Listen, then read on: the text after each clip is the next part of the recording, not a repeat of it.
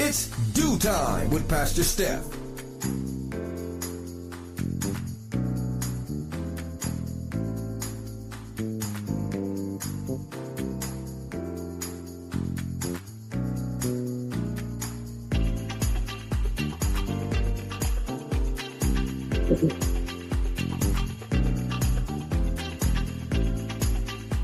Good morning, good morning, good morning. Rise and shine. You are on with It's DEW Time with Pastor Steph. Yes, it's your girl Shontyce on this morning. Again, how are you? How are you? Good morning. Welcome. Where were you guys yesterday? Were you on with us yesterday? Yesterday was Let's Talk About It Tuesday, Church Folk Day, where we talk with the pastors, we engage and converse with the pastors, and the conversation was epic yesterday morning. We started yesterday morning with our health tips on how to protect our gorgeous skin, us women, us men, how to teach our children how to protect their skin in these cold, brittle winter months. We came across some really helpful tips. One of the main ones that stuck out to me was buying protective gear, hats, scarves, gloves, mittens. It seems basic, but we don't really do that too much as adults, okay? So make sure you go back to tune into the tips for yesterday morning. We started off with talking about the minimum wage that has gone up in the state of New York. Since last year, 2024, it has gone up a whole $1. They're giving increases in 50-cent increments. Yeah, so right now the minimum wage in New York City is $17 an hour, and they're set to reevaluate that come 2027, God spares. So as of 2026, it would be $17 an hour. So make sure you save your pennies and do what you got to do properly. Okay. Then we had a viewer submitted story that spoke about a teen boy back in 2017 who ended up killing his mother because he was unhappy that she chose to divorce his abusive father. Family was from Syria, and the daughter found the mom outside of the second story window. He alerted the brother, called the authorities, and after they did their thorough investigation and spoke to the son, his story changed a few times, and he said, well, listen, all right, let me tell you what really happened. I was helping my mama clean. She fell out the window. I looked out the window and was like, that ain't really happened. I went and took a shower and laid back down.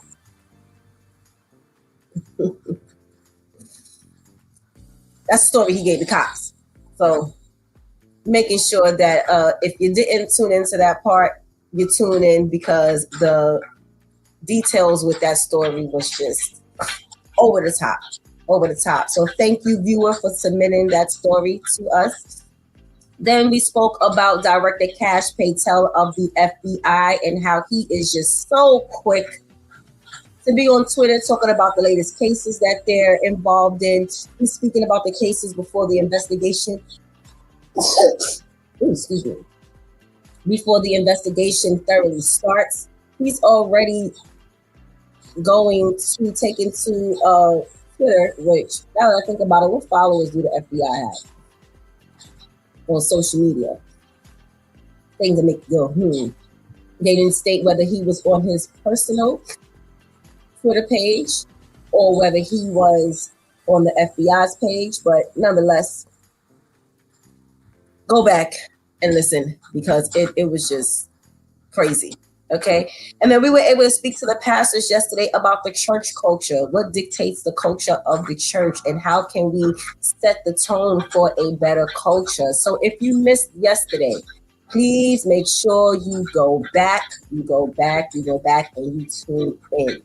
We are here with Wow Wednesday today. We got our girl Vivian on, ready to give us her socially conscious news. But before we get to her, make sure you dial a friend, DM a friend, text a friend, let them know that it's Due Time with Pastor Steph is on. But whatever you do, do not go anywhere. Make sure you tune into the PSA because we will be right back.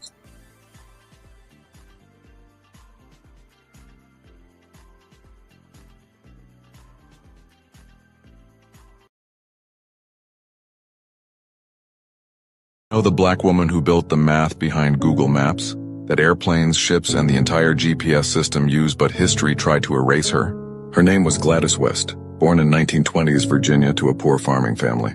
She picked cotton, worked the land, and learned early that education was the only way out.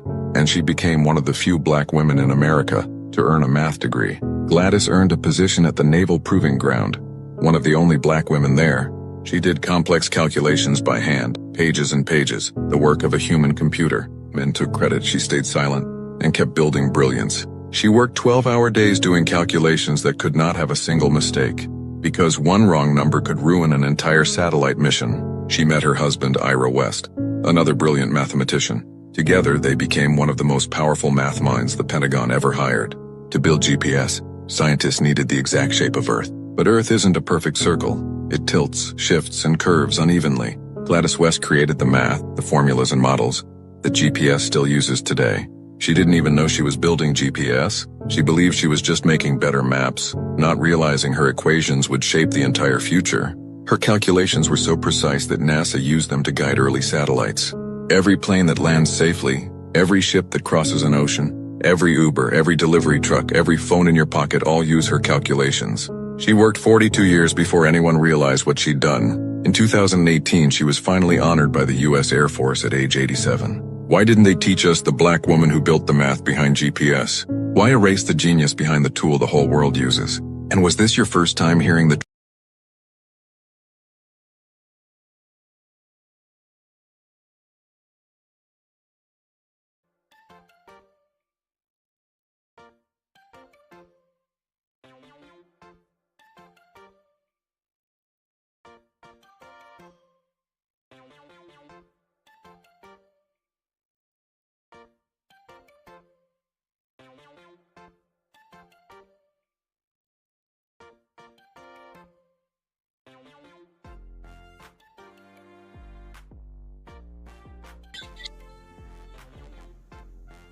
Good morning, good morning, good morning. Welcome back to It's Due Time with Pastor Steph. We are here with our Wow Wednesday, and it's time to check in with our girl Vivian, who is ready to bring us our socially conscious segment for the week. Let's say good morning to Vivian. I see we got some technical difficulties going on here. Good morning, Vivian. Good morning. Good morning. Happy Wow Wednesday. How are you, Shontyce? I'm good. How are you? I'm good, thank you. Love that PSA. Oh, good. Thank you. Thank you. Yes, that was actually a viewer submitted PSA. So shout out to our faithful viewers who are making sure to contribute to the knowledge that we are getting here on this platform. Now, I see you sitting in that car V with no coat on this morning. Is it not as brutal outside this morning? Yeah, I walked out the door this morning. I was like, oh, the cold didn't smack me this morning. It's kind of warm today. I know it's a little more comfortable driving without that huge coat on a lot of times, I'm sure. Okay, well, we ready? What you got for us this morning for Socially Conscious? All right, today on Socially Conscious, we're starting off with update story that we told here quite a while ago. If anyone remembers, we were talking about New York City and them wanting to decrease the 25 miles per hour to 20 miles per hour. Well, New York City is actually gearing up to reduce speed limits from 25 miles per hour to 20 miles per hour, but they're only doing it in about 250 locations across the 5 boroughs, and this will be happening by the end of 2025, which is only a couple of weeks away. They're saying that this is part of a broader street safety push by the Department of Transportation under SME law. The policy, which has already begun in select neighborhoods, aims to slow drivers in areas with heavy pedestrian and cyclist activity, especially around schools, shared streets, and open streets, to help reduce crashes and save lives. Officials point out that even modest reductions in vehicle speeds can significantly improve pedestrian survival rates and collisions, aligning with the city's long-running vision, zero traffic safety goals. So the rollout includes the creation of regional slow zones, is what they're calling it, in multiple neighborhoods where the 20 miles per hour limit will apply. This will be happening in places such as Dumbo in Brooklyn, City Island and the Bronx, Broad Channel and Queens, and St. George and Staten Island, as well as in additional areas that have already been implemented in Lower Manhattan. The move has been supported by safety advocates and named in memory of 12-year-old Sammy Cohen Ekinson, whose death in a tragic crash helped drive the passage of the law, giving the city authority to lower speed limits. So make sure 2026 comes, God spares, you are paying attention while you are driving. And if you notice that they have changed that speed limit in your area, make sure you adhere to it, because they won't be given any grace. Once they put them signs up, you are expected to slow down. Next, we have another record-breaking statistic. Reports say for the first time on record that more than 3/4 of homes for sale in the U.S. are unaffordable for the average American family. That means for every 4 homes on the market, only one of them is realistically affordable. The average household makes about $84,000 a year, but buyers now need closer to $113,000 to afford a typical home because of high prices, high mortgage rates, and inflation. In major cities like, of course, New York City, San Francisco, and Seattle, families often need $200,000 or more a year just to buy a basic home.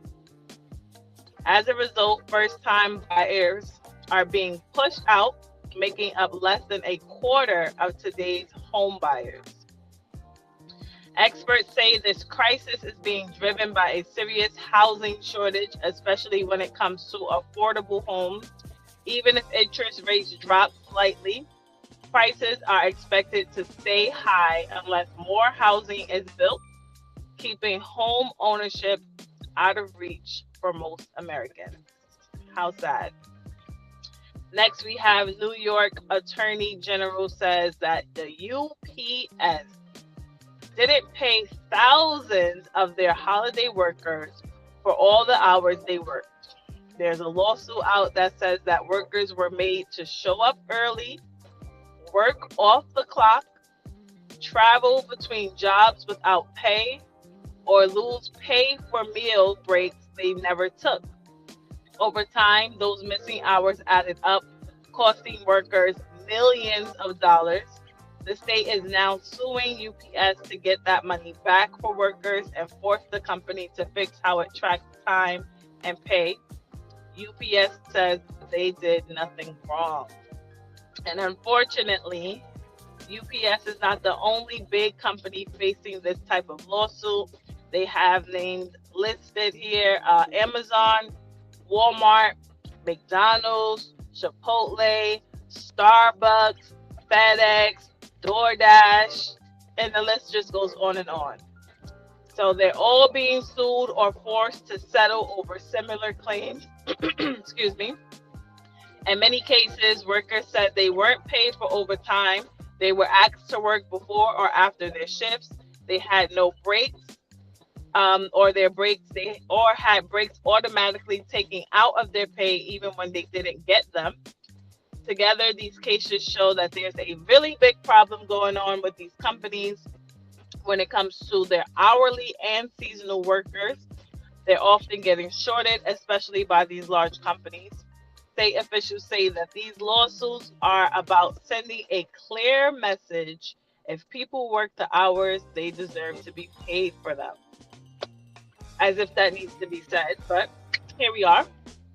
And now, if you needed another reason to eat at home, our wow story of the week might just give you that reason.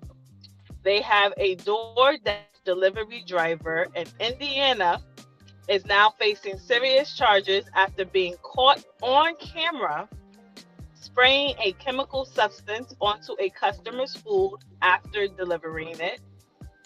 Police say the driver dropped off the order, then pulled out what appeared to be pepper spray and sprayed the food bag before walking away. So after eating the food, or while eating the food, the customers became sick, reporting burning in their mouths and throats, stomach pain and vomiting, cramps in their bellies. When they checked their doorbell camera, they saw the food had been tampered with and called the police. The driver, 29-year-old Courtney Stevenson, was arrested and charged with felony battery and consumer product tampering. She claims she was trying to spray a spider, not the food. But investigators say that the explanation does not line up. They say due to the cold weather, spiders are not typically outside during this time of the year. So her story was unbelievable.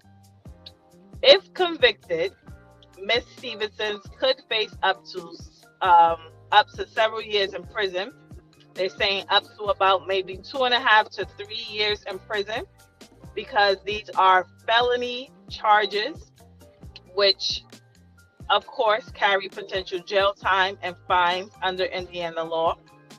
DoorDash has permanently removed her from their platform and is cooperating with authorities in their investigation.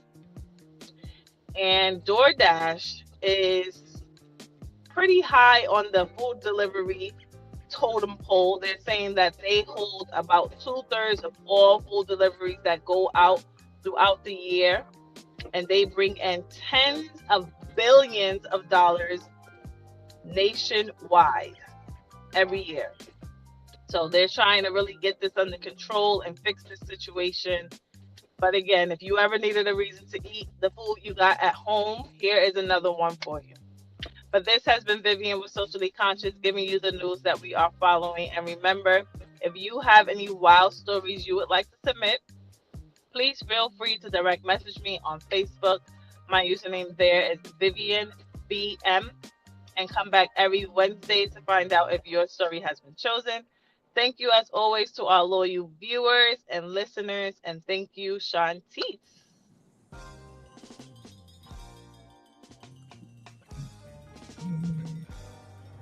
What is happening?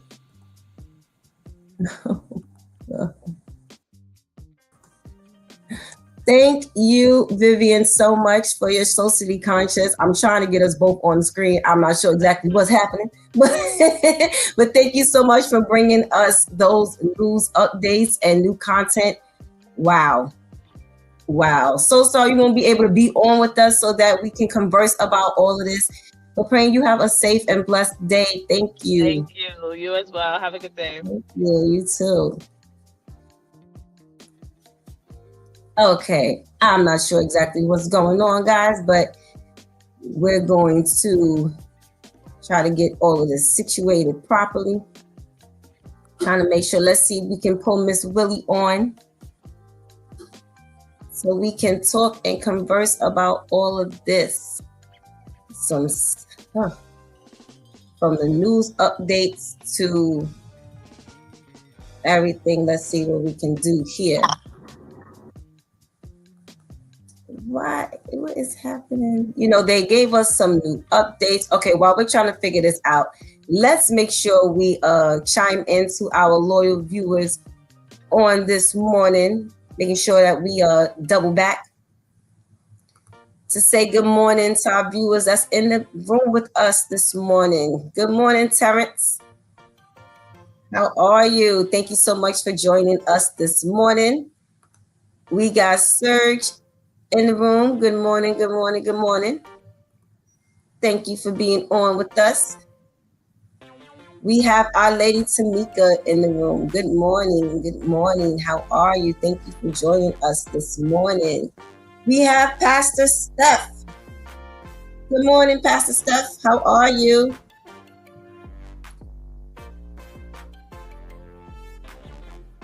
Praying that you get. Have you guys been contacting Pastor Steph and letting her know that you miss her and you're praying that she's doing well? Okay, we have our girl Anika. Thank you so much, Anika, for being on this morning and ensuring that we're running smoothly. Okay, who else do we have? We got a check-in from Totally Relax. Good morning.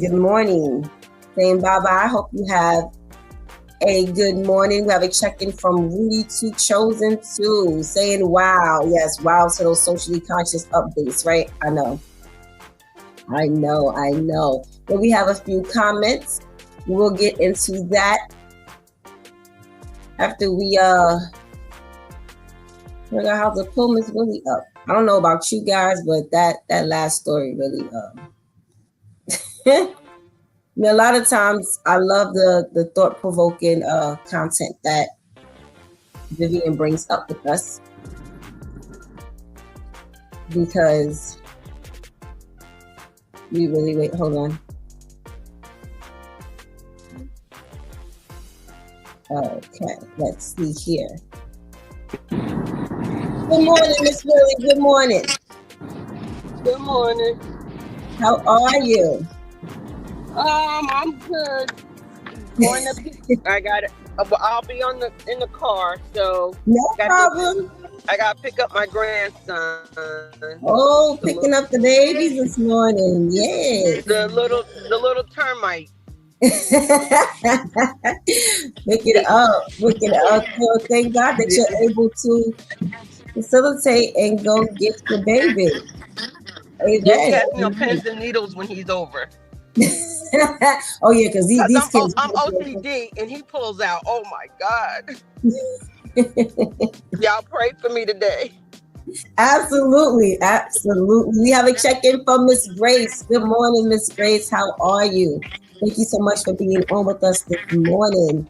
Can't wait to get everyone's input on these stories that Vivian gave us this morning. So, Miss Willie, we are starting out with the 20 miles per hour that is now being implemented in certain areas of the state. We're decreasing it to the 20 miles per hour as of next year, 2026. They're doing it in areas that have heavy pedestrian and cyclist activity. Of course, their goal is to reduce the amount of accidents that's taking place, and they're making sure that these are in slow zones. And some of the areas that they're implementing this is City Island in the Bronx, Broad Channel in Queens, Brooklyn, Staten Island, and Lower Manhattan. And they're saying you better make sure that you're paying attention to these signs, because once they're put up and this is enforced, they're not giving anyone any grace at all. You're going to get those fines, you're going to get those tickets. They're not trying to hear anything about, well, I'm used to driving the speed limit, so on and so forth. And of course, unfortunately, nothing is heavy implemented until something happens. And this is the memory of 12-year-old Sammy Poland, who passed away from an auto accident with his kid. So what do you think? Do you think that this is a good thing that they should be implementing within the traffic laws?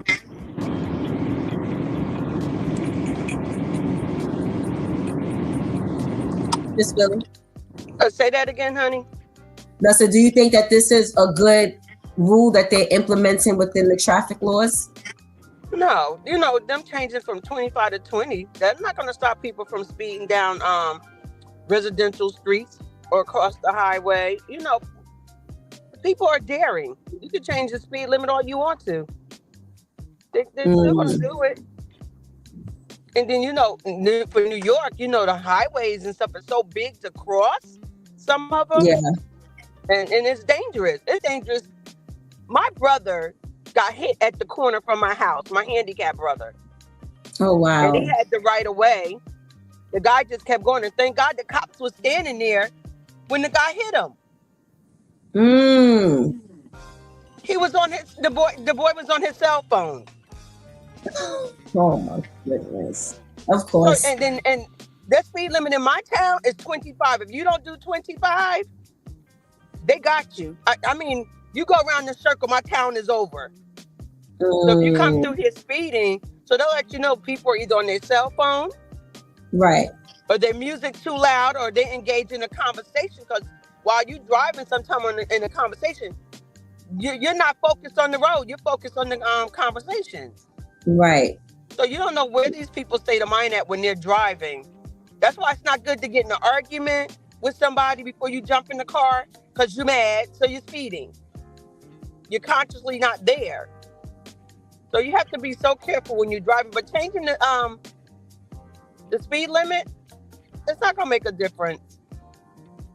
What if somebody's high? What if somebody's drunk? But that's a good point that you gave as far as with the getting in the car upset. And a lot of people don't understand how that dictates your mood. It affects your driving skill. Yes, It absolutely does. It absolutely does. Thank you. Well, we actually have Pastor Steph on this morning. Let's bring her on. Good morning, Pastor Steph. Good morning. Can you hear me? Yes. Good morning, everybody. Good morning. Hey. How's everyone? How are you, Pastor Steph? I'm hanging in there. Thank you. I'm hanging in there. Happy to be on. Yes, happy to hear your voice. Thank you for joining us this morning. You're doing a great job.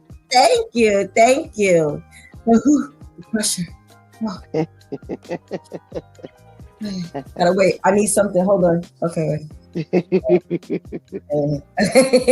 So what do you think, Pastor Steph, of them now implementing as of 2026 God spares this new traffic law where they're going from the average 25 miles per hour in the local pedestrian residential areas to 20 miles per hour in hopes that this will reduce the speed limit? And they're doing it, of course, where there's high level of pedestrian and cyclist activities. City Island kind of threw me a little bit. But Broad Channel, Brooklyn, Staten Island, and Lower Manhattan, just to name a few of the areas where they will be implementing this in. And of course, they're doing this in memory of a 12-year-old who unfortunately met fatality once he was hit.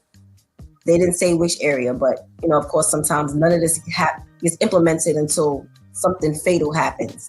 Right.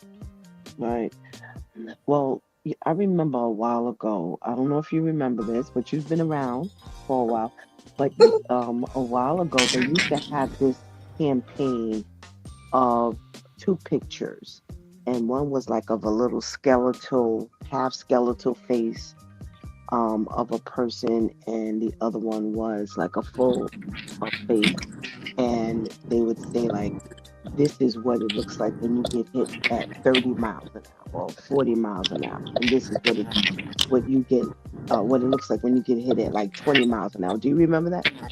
No. Yes, there's a big campaign with that. And that was to pretty much encourage you to slow down your speed when you were driving. Because they say that the impact, even at 5-10 miles an hour, when you hit someone, is much different than when you're going slower. So when that's what I thought about when Vivian was talking. I'm saying to myself, well, it does make a difference. 25 to 20 That could mean one less broken arm, or a head that doesn't hit the ground, or Mm, especially if you're talking about children. So right, in memory of this child who was stricken by a car, um, you know, good. I do know a couple of the areas that they're talking about, that, but too bad it's not in all areas. Why not put them in all areas? But, right, it is what it is. It's better than in 200 areas than in none. So, right. City Island, the traffic isn't, too fast there, when we're there, but I can only imagine when there's not a lot of traffic. You know what I'm Mm-hmm. saying? So down is speeding and things like that. So yeah, good for them. Hopefully this will save lives. This will, slow the people down. We just got finished talking a few weeks ago about them slowing down the mopeds, and the Yes, moped hitting the grandfather and killing him. It's like, yes. what speed were you going that you killed somebody on a moped, and he himself Mm-hmm. was injured. So yeah, good, good. Slow them down.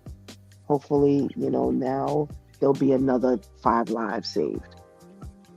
Absolutely. And I agree, Pastor Steph. I think this should be implemented in all areas, school zones, everywhere, just so everyone can stay on alert and not try to gauge, well, I can go a little faster here, but then when I get in this Hmm. area, I need to slow down. Absolutely. I agree with that as well. Thank you. Thank you. And the next story Vivian gave us was about the affordable homes. And she brought up how out of 4 homes, there's only 1 out of the 4 homes that are actually affordable.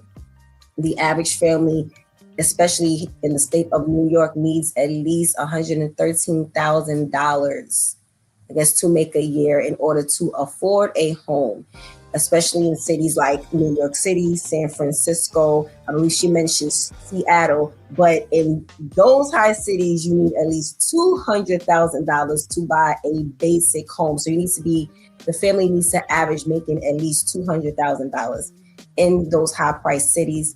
Saying housing shortage. There's a housing shortage, especially with affordable homes. Of course, we know that's what the main issue is.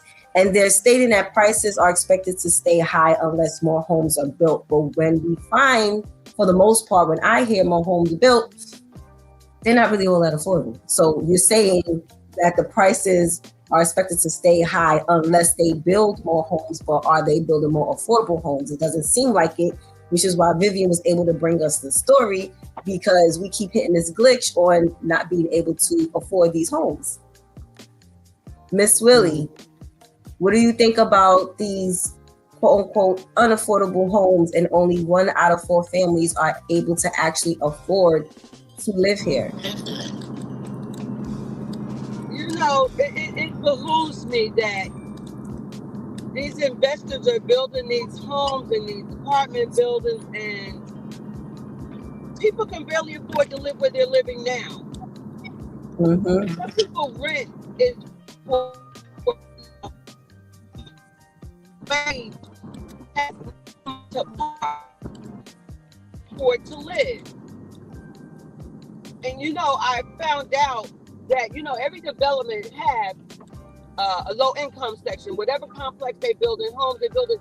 But who really can afford to live in them? Even if they're affordable, does the person make enough income to afford it? 1-bedroom apartment is over $2,000. Mm-hmm. And they can barely afford that. And then even the people that's on Section 8, they want to go out, and make more money to move. But a lot of them stay below the belt because they want to stay on Section 8. So, I just don't get it. So, in every year, and some people's homes go up on rent. My mortgage went up, and I found out senior citizens, every time they get their little 3% on Social Security, they go up on their rent, and then they have to add to their security deposit off that 3%. No. So it's Russian roulette with people lives and the roof and shelter over their heads. Oh, how So you it's doing very that to the elderly? it's very difficult to live these days. What's minimum wage? Some states 15, some Yes. states 17. It depends, and Mm-hmm. they can't afford it. They want to move out their neighborhoods, but they can't afford it. Oh my gosh, how you doing that to the elderly They that do. can't even go out? When I found that out, that's ridiculous. Three I percent on agree. Social Security is nothing because guess what? They take out for their benefits where years ago they didn't take out for their benefits. So now you gave me 3%, but you're taking it back and me paying for the medical part. Right, So you really haven't gained anything. right. And I have a friend right now. She needs to move, but she can't because she lost all her family members, so she's the only one left. But she can't afford the rent where she is on her Social Security by herself. Hmm. Goodness So gracious. they're building on top of buildings for what? Right, For what? right. The Well, poor, you're gonna have what you always. You just gotta make sure they're in the poor house. So many people are right now getting put out of their house on the street, and mm-hmm. it's the holiday Right, because they can't afford their rent. right. They can't afford their mortgage. Oh, goodness So that's gracious. crazy. Good, the It, senior thing got me. and even yeah, it's just too much. If it's gonna be affordable, let it be affordable. Right, right. Thank you, Miss Willie. Hmm. Pastor Steph, with that Um, additional information about what they've implemented with the seniors and their disability, what are your thoughts on this quote unquote unaffordable home? well, I'm in complete agreement. I'm in complete agreement with Miss Willie. That was some of my thought when Vivian was giving the news. I'm saying to myself, well, what's affordable? What's an affordable home? Mm-hmm. When you go to buy a home, already for the most part, you have $5 extra over someone who's trying to rent. And now mortgages are cheaper than rents. Yes. So, it's trying to get a home and then prefacing the word home with affordable. I'm trying to think of when did the two meet, because I ain't never heard of this before. Affordable home. When they said you have to make $200,000. It's always been that way. It's never been where you could make $5 and live in a home. Why? Because in a home, you're dealing with not just your mortgage, but utilities, repairs, insurance, taxes. You're dealing with all kinds of things when you're in a home. Mm-hmm. You're not dealing with just going in a place and paying base rent. And, you may have to pay your utilities. Now, when Miss Willie talks about the matching of the security to the rent, it makes sense because remember, when you go into an apartment, you're paying equal rent and equal security. So if something were to Mm-hmm. happen, that security covers the rental. So if they keep going up, but they never match the the security never matches the rent, then think about it. It would always be an imbalance. So it has to match. So if they go up on your rent, you have to pay the difference in your security. Your security needs to match the rent. So that's Right. why when seniors get the increase, if they have an increase in their rent, it's eating away at whatever little 25, $28, $30 increase. And then you're talking about um, them having to pay for their, prescription plans and things like that. So whatever little bit they're getting, you're not really getting. So now you have to Right. pay for those things. So where is the money coming from that you're buying a home with? So that's why only 1 out of 4 homes are being purchased, because how do people afford to purchase? Because not only that, there's down payment, Mm-hmm. there's all kinds of things. So when you're going in a home, you're not just walking into it. It's not a month's rent and a month's security. So yeah, Right. I can believe every bit of, for every homes, only one purchase is happening, because if people can't afford to pay rent, then how are people going to afford to pay mortgage? Right. If you're gonna buy a home, it's got to be a, let's say, a joint venture. So it's got to Right. be the grandmas and the grandpas and the kids and the grandkids, and you got to get multi units. So this one takes this room and that one takes a room, because everybody who's buying a home has to use it for supplemental income just to be able to afford the mortgage. So Absolutely. this is I don't. Yeah, yeah, you're gonna have to make $200,000 or more, which means, again, that's a combined income. That's not Right. it's not gonna be like a one family um situation. It's gonna be either, again, multi people in the family are purchasing that home, or either once you get that home, you're gonna have to use part of that home for income, and that's how Mm-hmm. you're gonna get your mortgage paid. Yeah, Mm-hmm. yeah, Absolutely, which we see a lot of people doing, especially in New York. yeah. Especially in New York, part of it. So, like you said, if I'm able to rent out the first floor or the second floor or the basement Mm-hmm. and live Mm-hmm. there myself, then that's what I'm going to do. Like you said, it's not even to come up, but it's Right, just to be able to maintain my living. right, In right, order to right. maintain my living, I'm going to have to supply someone else with a stable living situation so that we can now have a stable living situation. Absolutely. It's sad. Really quick before we move forward, I see we have some comments that's jumping in the chat. We have Terrence. He says I'm sorry, the city's doing it now to see how much they can make before they put more up everywhere. Okay, I believe that's in regards to the previous story about the 20 miles per hour that will be implemented. Good morning, Adele. We have a check-in from Adele. Thank you so much for joining us this morning. Terrence says there is no such thing as affordable in New York. That's right. That's right. Right. Adele says they intentionally are pricing people out of home ownership.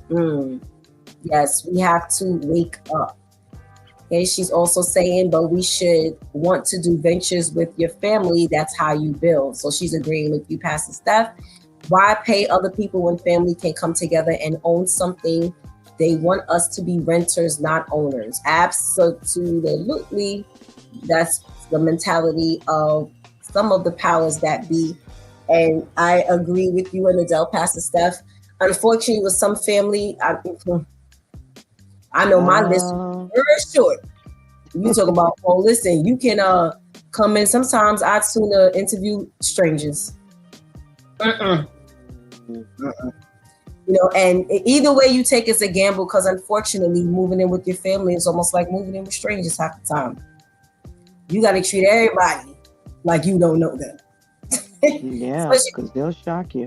right. Especially when you're talking about now especially if you're the one, like, okay, I'm the one that came across this property, we can either, none of us live here, but we can go into this as investors. We're both the investors and we rent this space, or I live here and I'll rent to you. Everybody has to be treated like I don't know you. Show no Mm, partiality, because Adele is saying, get that paperwork right, give everyone a job. We are all good at something. I know we're all good at something, but do they know that everybody's good at something? That's the problem. And it goes back to when the pastor said yesterday, there's one body and everyone has their role to play within that body. But if everybody wants to be the head of the home, then the other parts of the body that need to be working to keep the home going is not going. It's not, a home ain't going. mm, We gotta be very careful, especially with this thing we call family. Plus, not only that, Shontyce, you think about it, does everybody even understand what it means to own a home? Right. They You, do. you can't treat your home like it's a piece of garbage. Yes. You live Come next to on. people who don't take out their garbage, the Mm-hmm. people who don't Oh sweep, Lord. the people don't. So it's like you have to have that mentality Yes. of, you know, being, you know, a homeowner. And you know, you can't just say you want to own a home. You gotta, Mm-hmm. It's a lot go into it. yes, You yes, need a whole separate account that says home emergency fund. You're right. Yes. responsible if that water tank bursts, the heat That's don't right. work, That's electricity is right. messed up. You're That's right. responsible. You're not in an apartment Mm-hmm. where you can call the landlord, you can call the owner to come and fix it. Mm-hmm. Mm-hmm. Well, Mm-hmm. just in case you need to get the extra insurance to cover your plumbing and your water sewer, because that's a big bill. Yep. Yep. Like Yes. I rent to my brother and my son, and boy, every time I turn around, they calling. What happened? Girl, if they wasn't, oh Jesus. And Mm-hmm. see, I'm OCD, and people can't live with me. Yep. You know how Yep. you grew up in high school and you got your best friend to a girl, we get out of high school and we gonna get an apartment together. No, we're Mm-hmm. not. Because I see how you live at your mama house. Right. Right. Right. You don't Right. clean up, you don't do none Right. of that. And you Mm-hmm. want to share a room with who? I would have been in a fight Mm-hmm. and argument because I'm that OCD. Nothing can be out. Mm-hmm. Nothing. Everything got to be put away. Don't leave a fork in the sink. Don't leave a spoon. Oh. It's like my new grandson. I'm going to get him, girl. When he come in, every toy in the world come out, and I'm just constantly putting stuff back. And when he take a nap, oh girl, that's the best time. I was like, yeah, he needs to sleep. So I know I can't. No, you're Yeah. right, No, Pastor Steph. It's absolutely. a whole lot go along owning a house. You better have Mm-hmm. that fund, the other checking account just for that. Cause Yep. Mm-hmm. who Mm-hmm. gonna fix it? And me being a homeowner insurance don't cover everything. No. Mm-hmm. They Mm-hmm. gutted my kitchen out. Then they gonna send me a check for $1,200. What that's gonna fix? Who gonna put Wow. the kitchen back Wow. together? I'm paying Wow. you all this money a month. I had to get a Wow. whole nother investigator within the company. And when I tell you God worked that thing out, they even covered my deductible. Yes. Wow. Wow. Wow. Yes. Yeah. It's a What lot you of guys about be responsibility. patient? I was patient. Yes. Mm. No, you definitely, and I love that point as well because, like you said, Pastor Steph, you walk on blocks, you can definitely distinguish the homeowners from the renters. Mm-hmm. You Mm-hmm. can tell even from the smallest things that are done and not done. So yeah, everyone is not ready. Serge agrees. He says that part. Does everyone know what it means to be a homeowner? No, no. Mm-hmm. Stick Nobody with wants God's to. training. Mm-hmm. Mm-hmm. Stick with God's training, and you'll even know if you want to be a homeowner. Mm-hmm. Mm-hmm. Because once you understand what it takes, you may change your mind. Mm-hmm. You'll probably Mm-hmm. rather buy a co-op or a condo or something where you can still own it, but you don't take on the a lot of the responsibilities when it comes to maintenance and all of that directly. You may have to pay for it, but you don't have to deal with the contractors one-on-one. You don't have to deal with this. It's a lot, as it was stated. It's a lot, especially as a female homeowner. A female Right. owner of anything is challenging because, as you ladies already know, you already have that stigma of, are you going to try to beat me over the head because you figure I'm a woman and I don't know? Mm-hmm. Or I'm a Mm-hmm. woman and I know, but I'm not willing to stand up for what I know. I'm not willing to speak up. So you have all of that as well. So definitely keeping that, though, those are some really, really good points. Thank you, ladies. Really, really good points. So maybe these homeowners, maybe if they had a lawsuit against them for affordable homes, they provide them more affordable homes. Like the lawsuit that's going out now against UPS, Amazon, Walmart, McDonald's, Chipotle, etc., etc., etc., because they have not been paying their workers accordingly. They've been requiring their workers to come in early with no extra pay. They haven't been getting paid at all for a lot of the hours that they've been working. So the state is now suing them for lost wages. Of course, UPS is denying all of these allegations. No, we didn't do anything wrong. No, they're lying. No. They're even taking money out of these workers' checks for breaks that the workers are not taking. So I'm working, and I remember them trying to do something like that at the U.S. Open. When I first started working the U.S. Open, we didn't take any breaks because that's a fast-paced environment. It's super busy. If it's busy, you're not getting a break. You better learn how to serve and jump in the dish pit and eat real quick as you're serving. But when you go and look at your check, you've deducted money as if I've taken a break. And until the workers started raising all chaos in there, nothing got changed. And if you didn't pay attention to your check, especially as a server, because typically servers, we don't look forward to a check because all your money comes from tips. But unless you analyze, if you have a mama like I have, you kind of learn how to analyze your pay stubs. And you notice that, wait, I didn't take no 45-minute break. I worked 14 hours straight, which is already illegal. Because you're mandated to take said breaks. But Pastor Steph, what's happening with these lost wages not being paid? And I'm not taking a break, but you're deducting my pay as if I did. First of all, why are you even deducting for a break? Right. A break is never more than about 15, 20 minutes. So you can't allow your employee to work a certain amount of time and take a 15, 20-minute break. So I don't know what it is now, but back when I was doing the payroll and human resource administration, you had, if you worked 6 hours, you had to take, it was mandated by federal law that you take a half-hour lunch break. Mm-hmm. But they didn't call it a break because a break is 15, 20 minutes. Most times a break is given in quarter increments, so 15 minutes, things like that. Right. So when I heard that part of it, I'm like, well, A, why are you even a company that you're employing people for 8 hours, even 8 hours? And Vinny said something like 14-hour days, something like that. But you got 8 hours and you can't even give your people 15 minutes without taking money from them. I mean, y'all, listen, y'all are in the business of making money. You're talking billion-dollar companies. You're not talking, little mom and pop, drugstore. You're talking billion-dollar companies. So y'all can't afford to give these people a break. Then on top of that, you're having them work and not get paid. Yo, y'all are out of control. And UPS is claiming, no, that's not true. If one person makes the accusation, that's one thing. When you have a class action issue where multiple people in multiple locations are making the same accusation, that ain't a lie. Nobody's lying. That's what you're doing.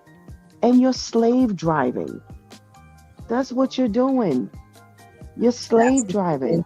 And this is why the rules have been put into place by the federal government because y'all are doing all of these kind of things. How could you even sleep at night knowing that you're doing this to people? People are working and they don't get paid.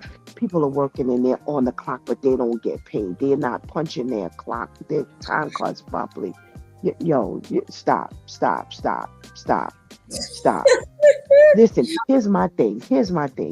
If you got people working at that level, that means you bringing in a whole lot of money. Absolutely. That means you bringing in, your business is so heavy. You bringing in money with that business. That business ain't running for free. So you got money to pay these people. You're only paying them a portion of what you're making anyway. Right. Oh, the tangle webs we weave and we don't even understand. I completely agree. Before we get to Miss Willie, we have a few comments. Lady Tamika says, that's ridiculous. The price of food is already high and you want to overwork your employees and not give them at least a break. Get out of here. Terrence says, will it take for one person to tell everybody else going to jump on the bandwagon? Well, also, if everyone is going through the same thing, but there's only one person willing to speak up. I've been in situations like that. We're all going through the same injustice, but no one says anything until someone else speaks up, or because they know this person will speak up, they'll push that person and be the spokesperson to initiate the meeting, the conversation, or the whatever. But yeah, absolutely. But it doesn't mean, like Pastor Steph said, that it's not true. Because you're also saying something that's happening that can be proven. That's what I was getting ready to say. Let me tell you something. I was in this for 20 years. One thing about this particular issue, there is always a track record. Either your card is punched or it ain't punched. Something ain't happening. If these people are claiming that they're working for hours and they're not getting paid, the evidence is there. The evidence is there. The evidence is there. It's not going to be no long 48-hour investigation. That's right, Shontyce. You be able, especially with these Amazon workers, I have to take pictures of the packages I drop off, and you're gonna telling me to prove that I worked these hours, but you didn't pay me. Come on. No, we got to do better as the people. Miss Willie. Yes. All of this injustice with these workers, but as Pastor Steph also highlighted, these high-end companies that can afford to pay their workers and they're choosing not to. I agree with Pastor Steph. This is newfound slavery that they have going on. I'm going to work you like a horse. I'm going to work you like a dog. But I'm going to still take out of your paycheck for the 2 15-minute breaks that you get, one in the morning, and you get a break in the afternoon. Now, I'm entitled to my lunch, but you got a lot of people work through their lunch, and they don't pay them. I worked as a supervisor, so Pastor Steph, understand. You got some people, and they need their break. Right. The people don't work for free. They got to work to pay their bills. And you want to cut me $40, $50 short? That's absolutely ludicrous. It's new slavery. I'm going to get this work done, but I'm going to snatch it back from them. Right. Oh, can you work overtime tomorrow? Yes, but do you know they taking it out in taxes? You ain't really working overtime. They getting their money back, and they getting their money back because they taking it from your break as well. So you gonna keep working for free? No, nobody's not going. Anybody in their right mind is not gonna work for free. Right. And those some jobs you have to people like, oh, I've been through this. They took an extra 5 minutes on break. Why are you concerned when you're not the boss? And my thing was, well, you a smoker, right? Every time you turn around, you running outside to smoke. So you work less than the person that don't smoke. Because now you don't have 2 hours break out the day. If you had to work those 5 or 6 minutes, you'd be running out. So now, but you're still getting paid. You're still in time. You're still in time. Well, don't tell them that though. No, you bet not. But I bet you that girl stopped complaining to me about everybody extra 5 minutes. I didn't care if you took an extra 5 minutes because you got to get on the elevator to come back to your floor. You got to get to where you're going. Right. So I'm going to cut my lunch short because I got to get on the elevator and got to wait for 5 minutes. No. So, they still in time from their employees. They still in time from their employees. Absolutely. Oh, wow. Some key points that shivering. Right. Yeah. And I thought that I said it is too cold. I would have to quit the smoker during the winter. Oh no, honey, smokers don't quit. Girl, they out there. They out there shaking, and in the hospital you can't smoke on the ground. You got to go all the way to the parking garage. Parking garage ain't close to the building. Right. And you out there shaking and trying to smoke, and you got 2 puffs now, the cigarette on the ground. Now you're gonna come out and do another one? Mm-hmm. I would have been quit smoking when a carton of cigarettes is $50. Mhm. I can Mhm. do a whole lot with $50. Right. Mm.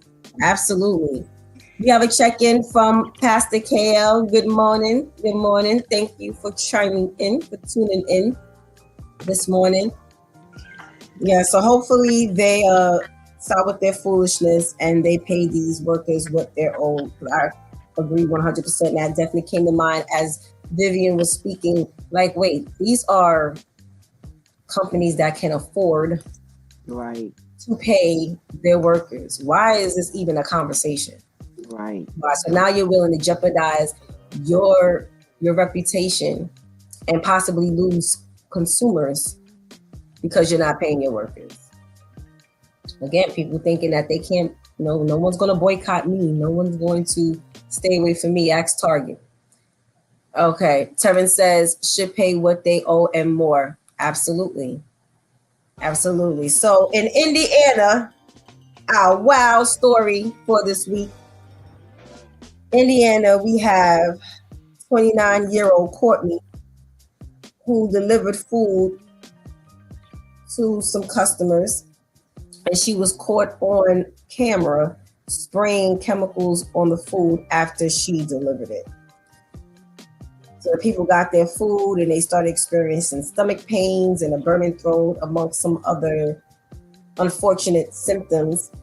And when she was asked what she was doing in the camera, she says that she was spraying a spider.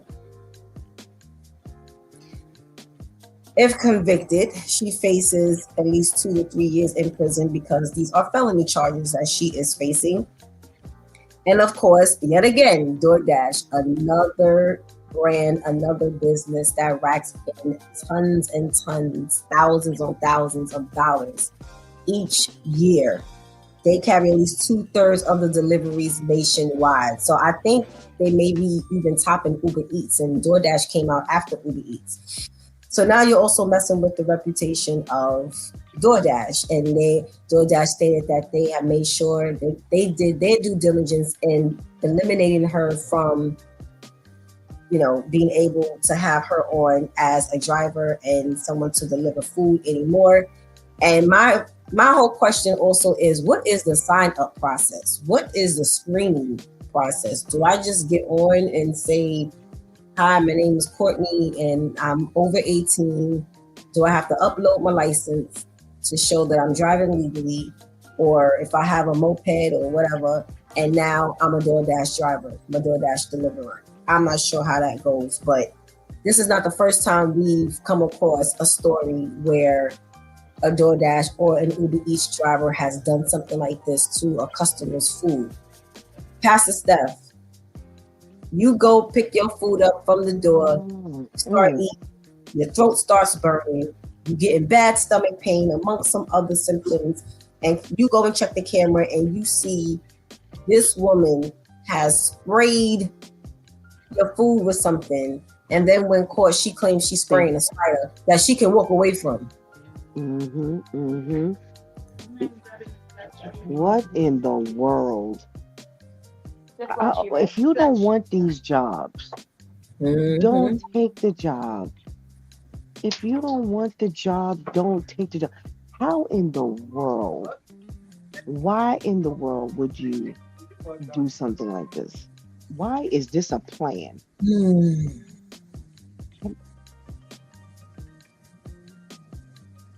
I don't understand it either. Why is this a plan for you to take the people's food and spray the food with pepper spray? Pepper spray. And like you said, unfortunately, we are talking about jobs where there's no real screening. How do you screen whether a person can all you have to do is deliver the food. You pick it up from point A, you drop it at point B. There's nothing else you have to do. How do you even screen for something like that? What do you do? What do you even? What do we even ask? And put stuff down, like right. It's like, what do you even screen? How what questions do you ask when you're screening somebody to just be a DoorDash driver? Because already, I guess DoorDash checks like I guess maybe your license or whatever situation is. Hmm.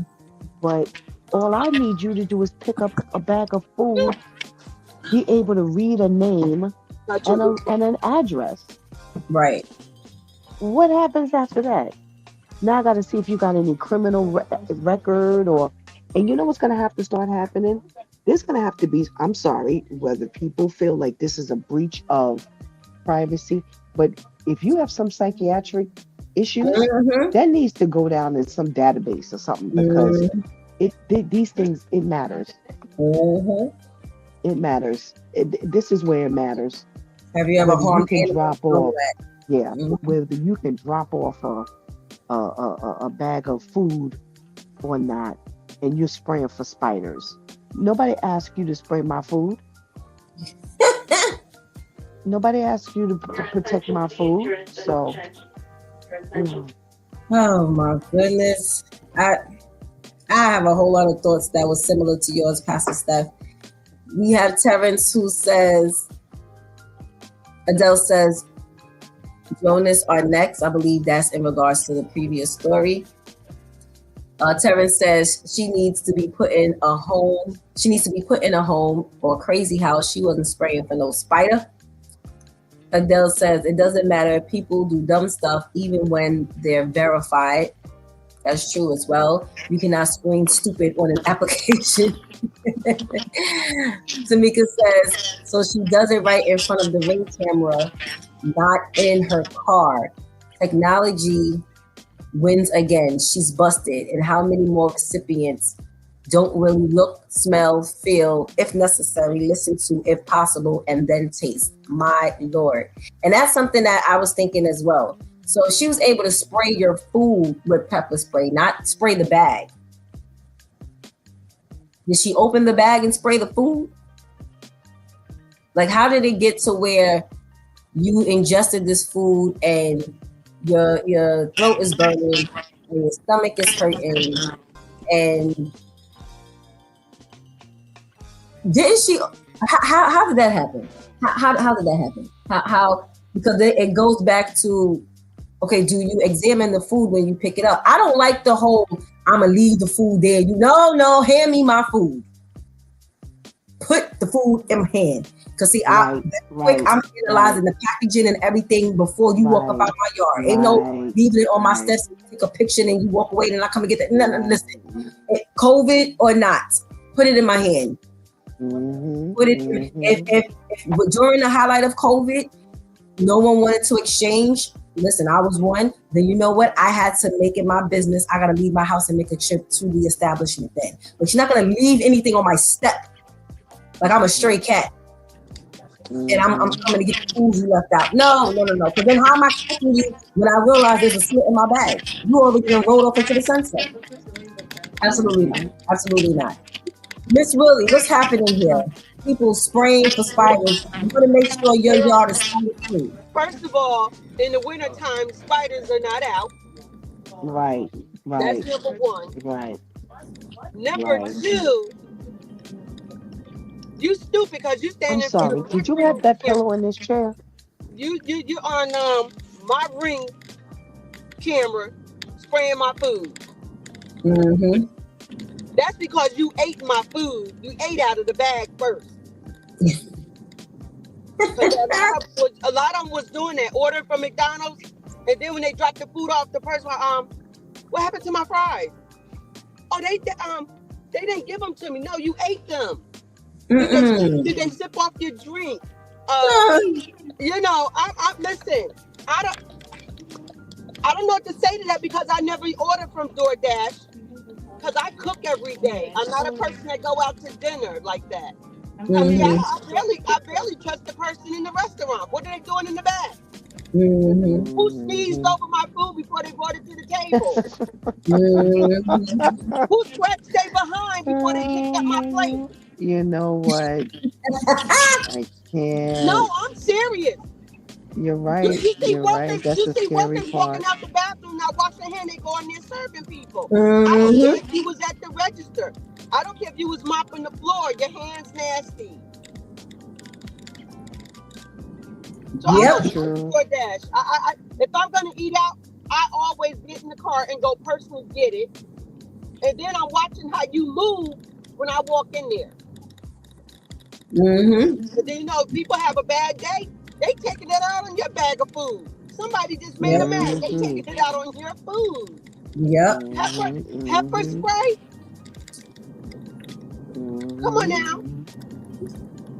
Or did she think there was going to be a dog at the door? I don't know.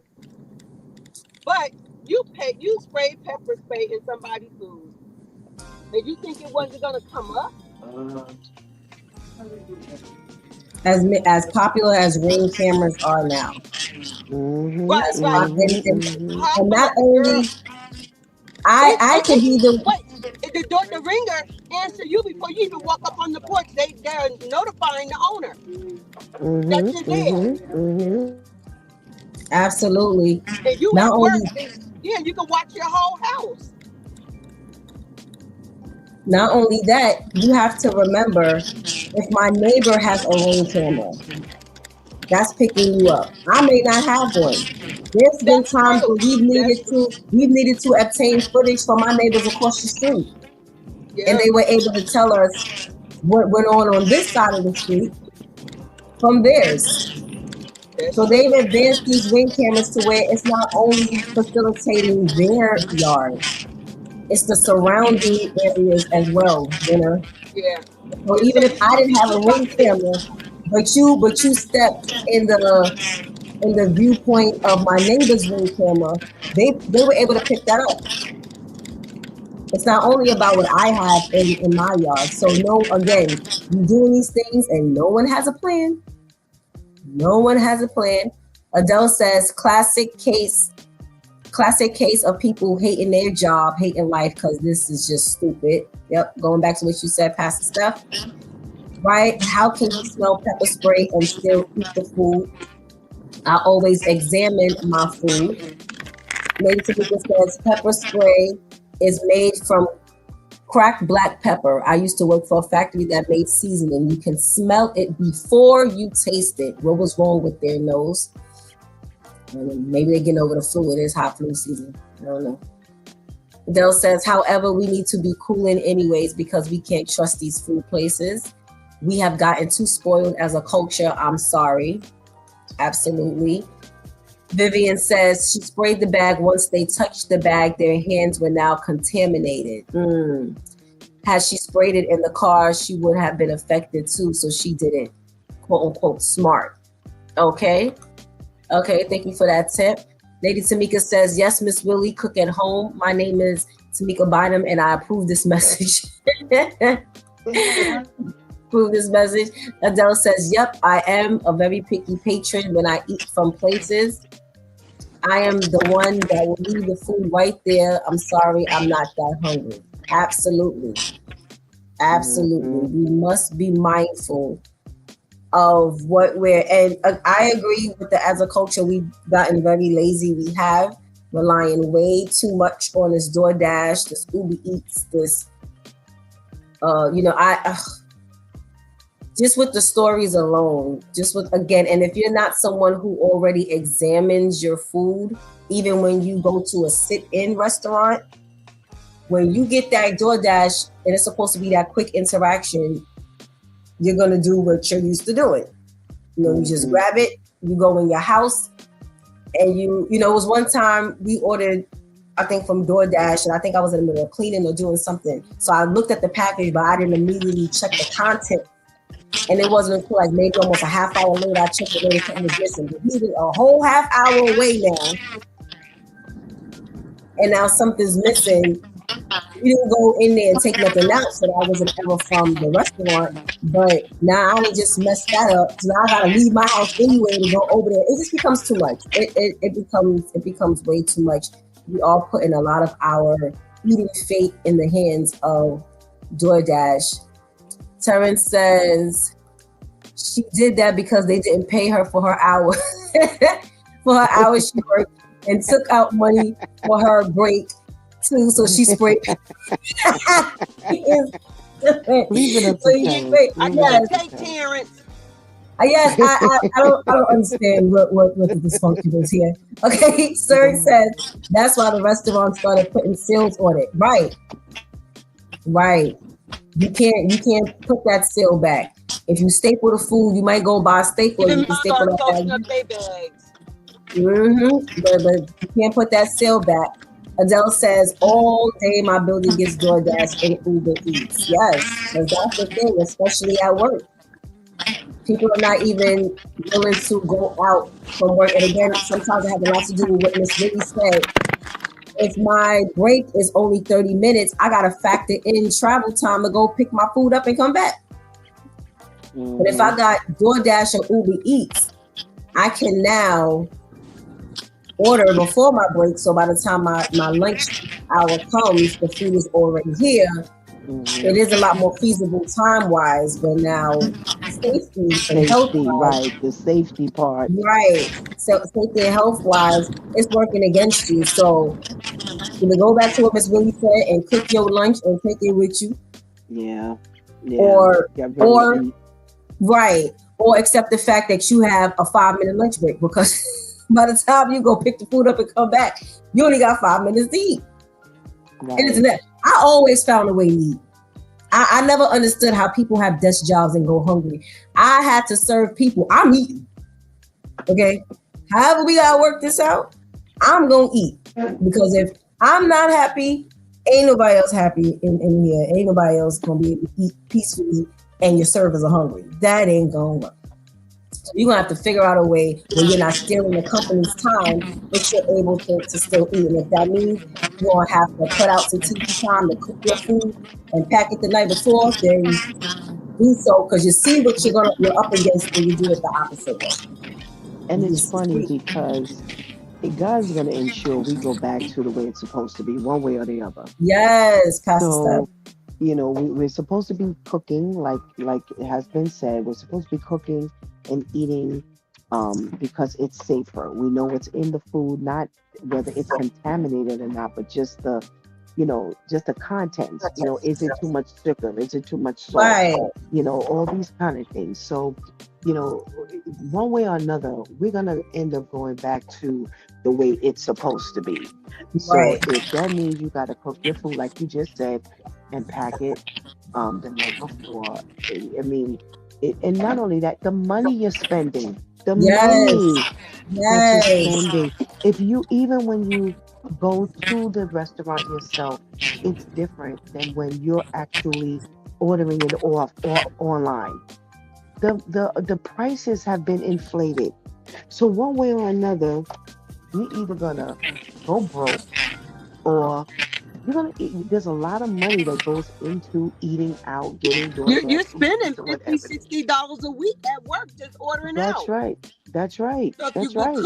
if you cook at home, pack your That's right. food, just think That's about right. I was spending 50 $60, but in my mind, let me put that 50 $60 away in the Right. savings that Right. I would Right. normally spend at work.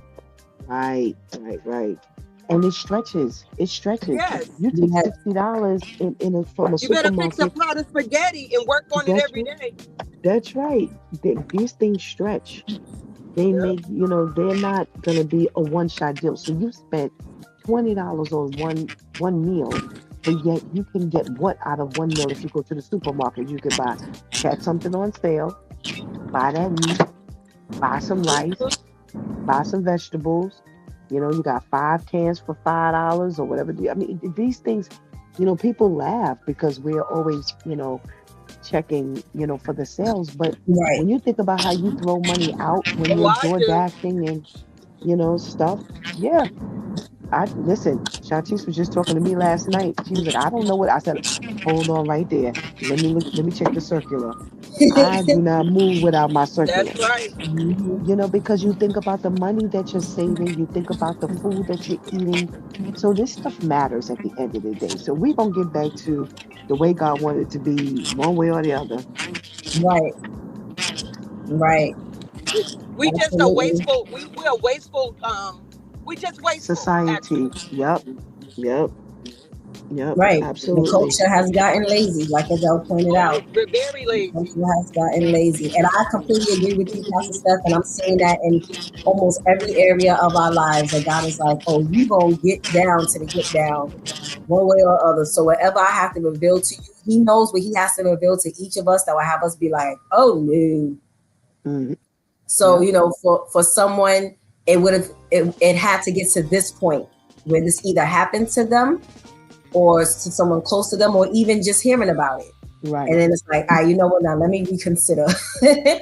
Because but he knows that thing that's going to have you really finally letting go or really think about it, that's going to lead up to you letting go or starting. I completely agree, because we're throwing money out, and it became a thing to do during COVID, which made all the sense in the world during COVID. But now, how long have we been out of COVID? Stop. Right. But Right. let's get back to what we know we're supposed to be doing. Okay, thank you so much, ladies, for engaging in this morning's socially conscious. Vivian always comes with hot news and updates. We have a little time before it's time to say good day. And after our conversation with the pastors yesterday we spoke on the Christian culture, how to understand what the Christian culture is, how to do our parts in rebooting and revamping, and as Pastor Steph said, going back to the way it's supposed to be. And after also a conversation that we were having yesterday as well, a separate conversation that was happening yesterday as well, one of the things that came to mind was, what does it mean to be a successful Christian woman? What does that mean? What does that look like? And really quick, before going into some bullet point tips, given the overall aspect, being a successful Christian woman involves prioritizing a deep relationship with God through prayer, through Bible study, through worship, all while living out your faith with wisdom, with humility, with gratitude, and with service. And I know for me personally, one of the things I've been highlighting to God and saying is like, okay, listen, you said you love me. I believe you. You allow me to hit 40. Please don't let me be the same Dumbo I was in my 30s, trying to figure all the things out that I did stupid in my 20s. I really want these to be my wisdom years forever and ever. Amen. So to hear that is all while living out your faith with wisdom was a huge highlight for me. And they're giving some tips on having a spiritual foundation in order to be a successful Christian woman, especially when you're talking about being a successful Christian woman. Yes, inside of the sanctuary walls, but especially in the world, in these streets. How do you walk confidently, authentically, genuinely as a successful Christian woman? Not according to your standards, not according to the world standards, but according to what God says. And one of the tips that they're given for a spiritual foundation is seeking God first. Miss Willie, seeking God first is a way to have a spiritual foundation in order to be a successful Christian woman in this world. Listen, you got to be so well rounded and rooted in the Word of God to walk this walk. It's just about not, I'm on the ministry board, I'm on the usher board, but how are you living outside of all of that? Remember, eyes are on you when you think eyes are not on you. That's just like you got a creeper. Honey, somebody saw you. Most of all, Jesus saw you. He already knew you was going to do that. Right. So you have to be careful. You can't hide behind the church. You can't hide behind the word, because you're going to forget and let your guard down when you out. Love that point. And being you got to take the mask off.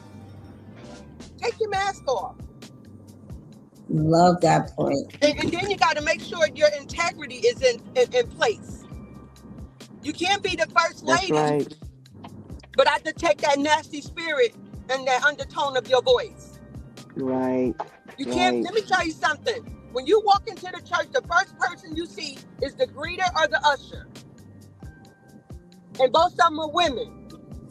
Mm-hmm. People can detect your spirit when they walk in that you're nasty. Because why? Your eyes did the talking before I even put my hand on the handle of the door. Mm-hmm. Mm-hmm. So Love that. you gotta put yourself in check at all times. Right. Cause Right. I still have to, well, I'm like, Willie, get yourself together, girl. That ain't your problem. No, you have to talk to yourself. You have to put yourself in check Mm-hmm. every day. Listen, you got to be able to pray throughout the day. Do you know when Jewish people? I work for a Jewish lawyer. When it was prayer time, he didn't care if he had to be in court. Yep. They stop and kneel and pray. Mm-hmm. We want to run to prayer like it's crazy glue. Let me put it back together real quick. We should be Mhm. praying all day. And as for women, Right. we wear a lot of hats anyway. Right. We got 10, our husband, spouses got one. That's to provide and work. We over here praying Mm-hmm. for the lady down the street, the daughter's business. We got to stay on our game. Let me tell you, Mm-hmm. Right. the enemy always on his job. Yes. Right.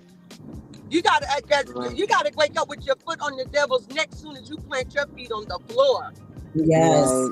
Right. Right. Cause he Right. already scheming while you sleep. Right. You think you're gonna have a good day? Here goes something else. But we just gotta, hey, check your attitude and show it. Absolutely. Mhm. Absolutely. Absolutely. Thank you. I love those points. Pastor Steph, building your spiritual foundation means seeking God first in order to be a successful Christian woman in this world. I love it. I love what Miss Willie said. Everything has to be intentional. You Mm-hmm. cannot leave anything to chance, because if you do, that's allowing the outside source or your flesh and spirit to dictate what you say and do. Everything has to be intentional. It can't be this mask that you wear when you're in church, when you're in service. You've got to make sure that when you get up, like Miss Willie said, when you get up, you are positioned for a successful day. You're positioned for um, just being prepared for anything that comes your way that's unexpected. You just have to be prepared, and you have to Mm-hmm. be intentional. It has to be something you say, I put God first. I am so tired of people telling me, oh, Pastor Steph, I get up every day and the first thing I do is just say, thank God for allowing me another day. And I'm like, Lord have mercy, if it was just that simple. If it Right. was just that easy to just Right. say, I'm going to put my hat on and walk around all day.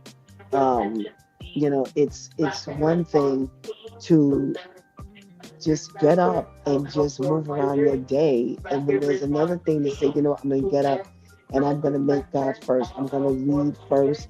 I'm going to pray first.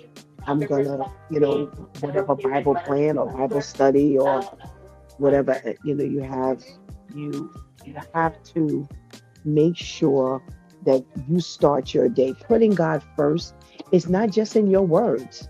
Mm-hmm. Putting God first is in your actions. It is Mm-hmm. not just about what you say. It's easy to say these things, but Mm-hmm. you have to make sure you're doing these things. And that Mm-hmm. makes for the real Christian versus the play Christian, versus the Christian Yes. that's going to say, I'm a Christian.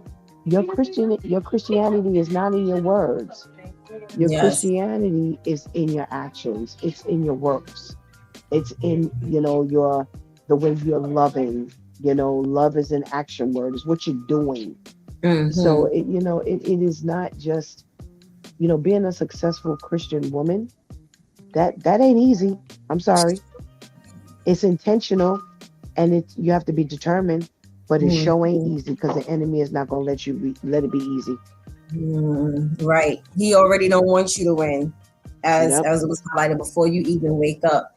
And when you're Hmm. talking about putting God first, like you said, Pastor Steph, also in your deeds. And yesterday morning was one of the mornings. I actually just read a post, I think yesterday or day before yesterday, and the post said the one verse that is, I forgot how it was worded, but paraphrasing, the one verse that is disrespected or that you sin against the most. And when you slid to the next slide, it was the verse in Philippians that says, be anxious for nothing, but with all things in prayer and supplication, let your requests be made known to God.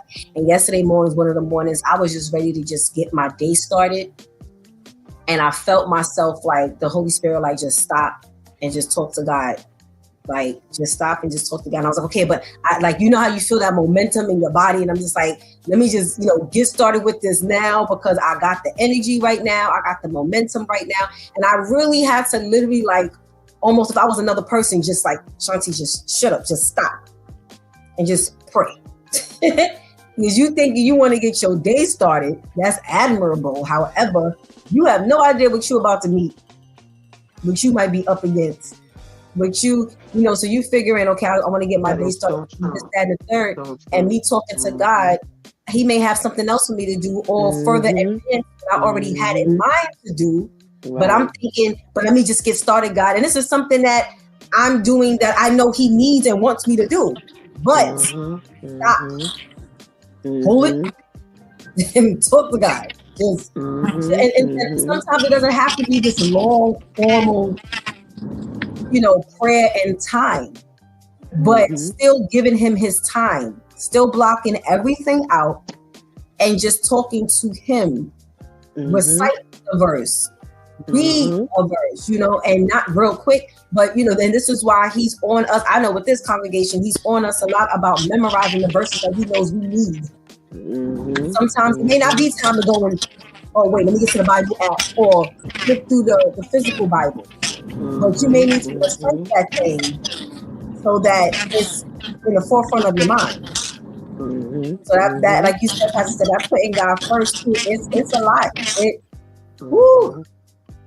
That being an action word, it is. And like Miss Willie said, you understanding that from before you even wake up, you already have to ask God from the night before, just please equip me.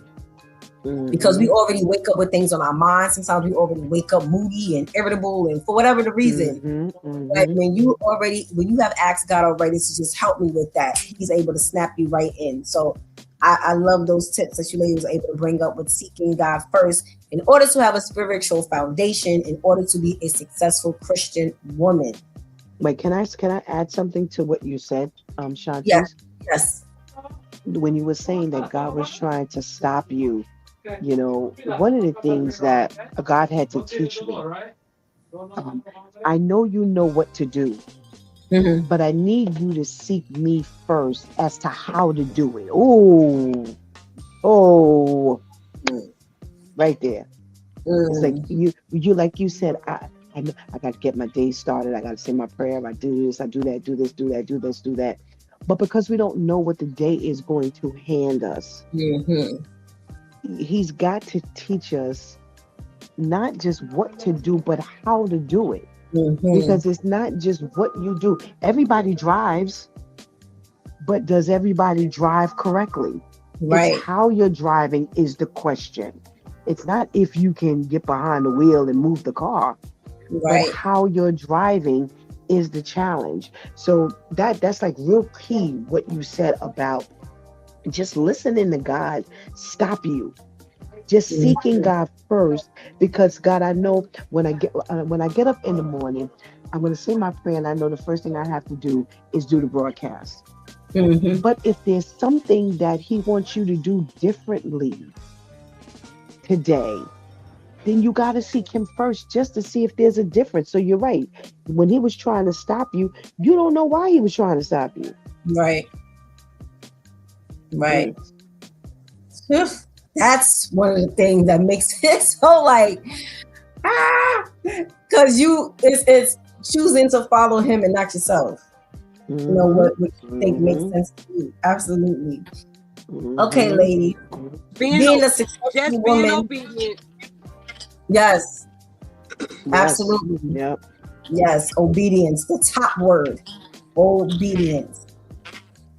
Cultivate an eternal mindset, focusing on pleasing God and serving others for eternal rewards, not just worldly gain.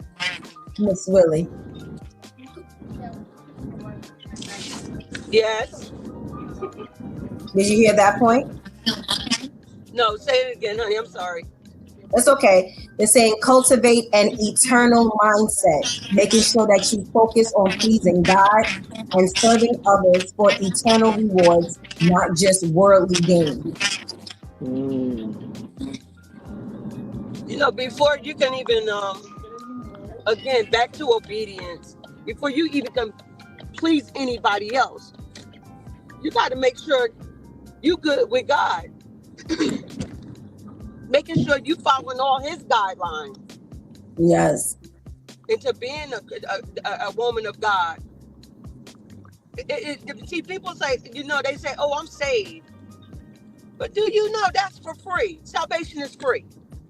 But are you willing to be obedient to the word? 10 Commandments. The one that says, love thy neighbor as I love thyself.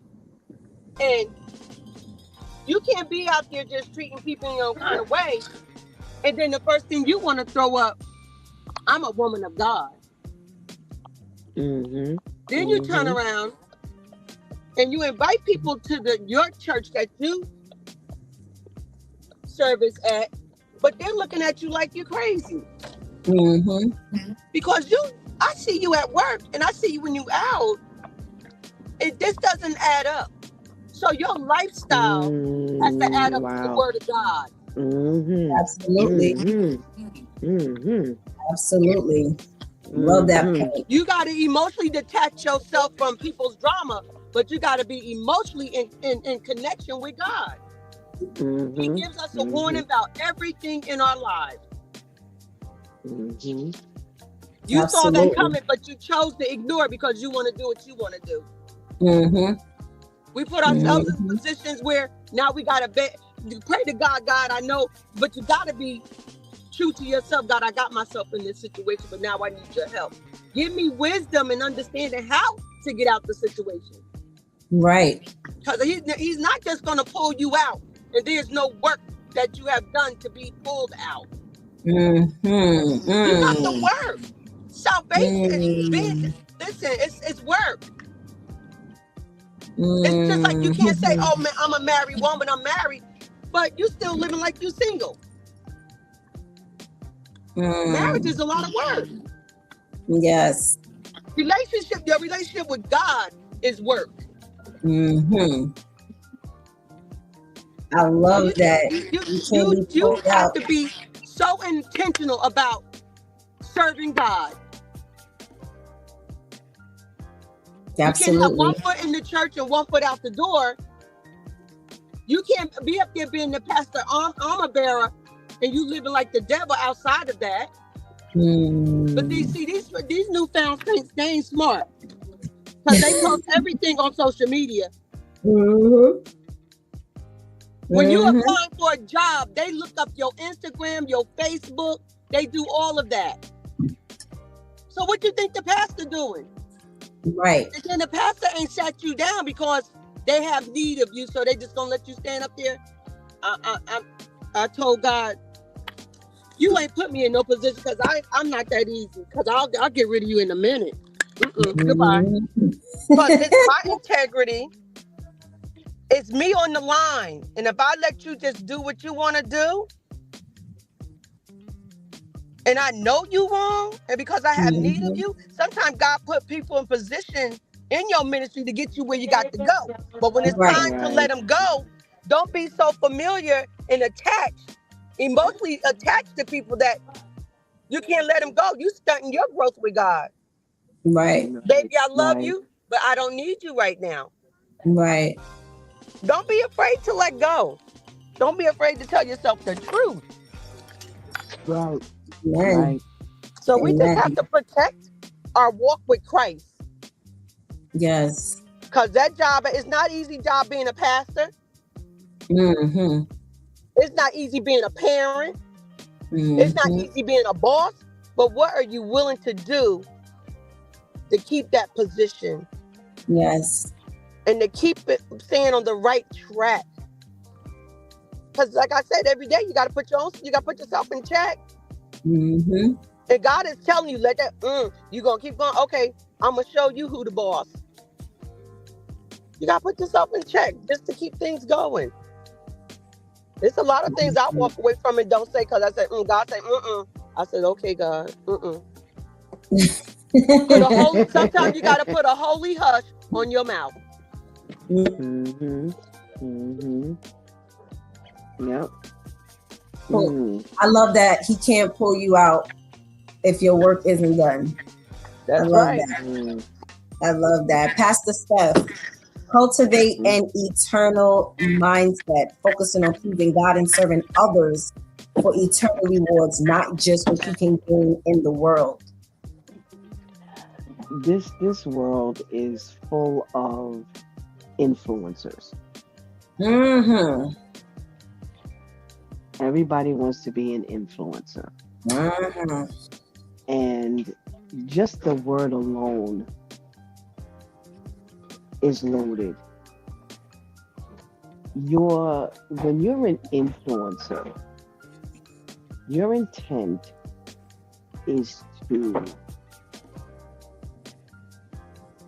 help someone make the decision to do what you're telling them to do. Mm-hmm. They want you to now convert to the way they think. Right. Convert to what you say. You now are a follower. And that right there is dangerous because if you are not teaching a person how to follow Christ, then you don't need to be an influencer. Right. Because everything else is compromised. Everything else is you. When you're teaching someone to follow Christ, when you're teaching someone to follow God, now you have a goal that's or a source that's higher than you are. Mm-hmm. When you're just an influencer, everything else is materialistic, carnal, earthly. So I'm tying that into what you're saying about the point of, everything that you need to do needs to be spiritually goal. Have a spiritual goal to it, not just exist. I'm not just out here existing just to pay attention to what I can get or what I can get other people to do. And that's what this world is made of. How many friends do I have? How many subscribers do I have? How many people, how many followers? Yo, that there is loaded. If my focus is not on God, then I'm doomed. Because if the word of God says, woe to them that scatter the sheep. Yep. So that easily means that if you've got people who you have doing all kinds of things other than following God, you're running on a very dangerous path.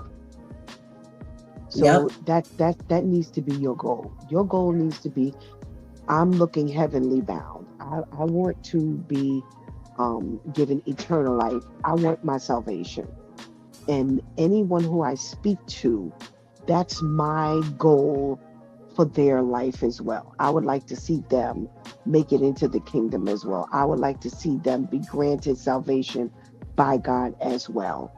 That is what you're describing right there. That's the point that they're making. It has nothing to do with earthly. And here's what I say, and I'm going to close by saying this. Here's how it ends up being tied together. You see how on this particular show, we're teaching you how to live right by godly standards. So no matter what we talk about, it's always godly standards. So whether we talk about the way you eat, talk about the way you speak, the way you live, the way you act, it's still godly standards. So no matter what, I teach you about God, it's going to automatically teach you how to be a good parent. It's always going to teach you how to be a good boss. It's going to teach you how to be a good employee. It's going to teach you how to be a good student. You follow what I'm saying? Right. So, therefore, I don't have to teach you how to be, I don't have to have parenting classes Right. before I have Bible studies, Right. because my Bible studies are going to have a domino effect into your fatherhood. Mm-hmm. When I give you Bible study, then your Bible study is going to teach you how to be a good employee. So, like Miss Willie said, you're not going to be standing outside smoking a cigarette 15 times a day, times Mm-hmm. 10, which is 150 minutes that you're being Mm-hmm. paid for, but you're not Right. working. Right. So, this is what they're trying to say, that you don't have to teach people how to be anything in specific before teaching them to be godly. Because once you teach them to be godly, all the other things will fall into line. Right. I love it. I love it. Whew. You talk about cultivating a mindset. It's a whole mindset. Before we leave, I really would love to get you ladies' input on this. I covered this with the men yesterday and again because it's always spoken on the surface and the typical ways. But one of the ways to be a successful Christian woman is within your character and your actions, and it's practicing self-care. And again, when we see, read, hear about self-care, especially for women, it's everything about the cucumbers on the eyes, the facials, getting your hair done, the body massages, who has the best body balm and the best face regimen, and so on and so forth. But what does self-care look like that will really set you up to be a successful Christian woman?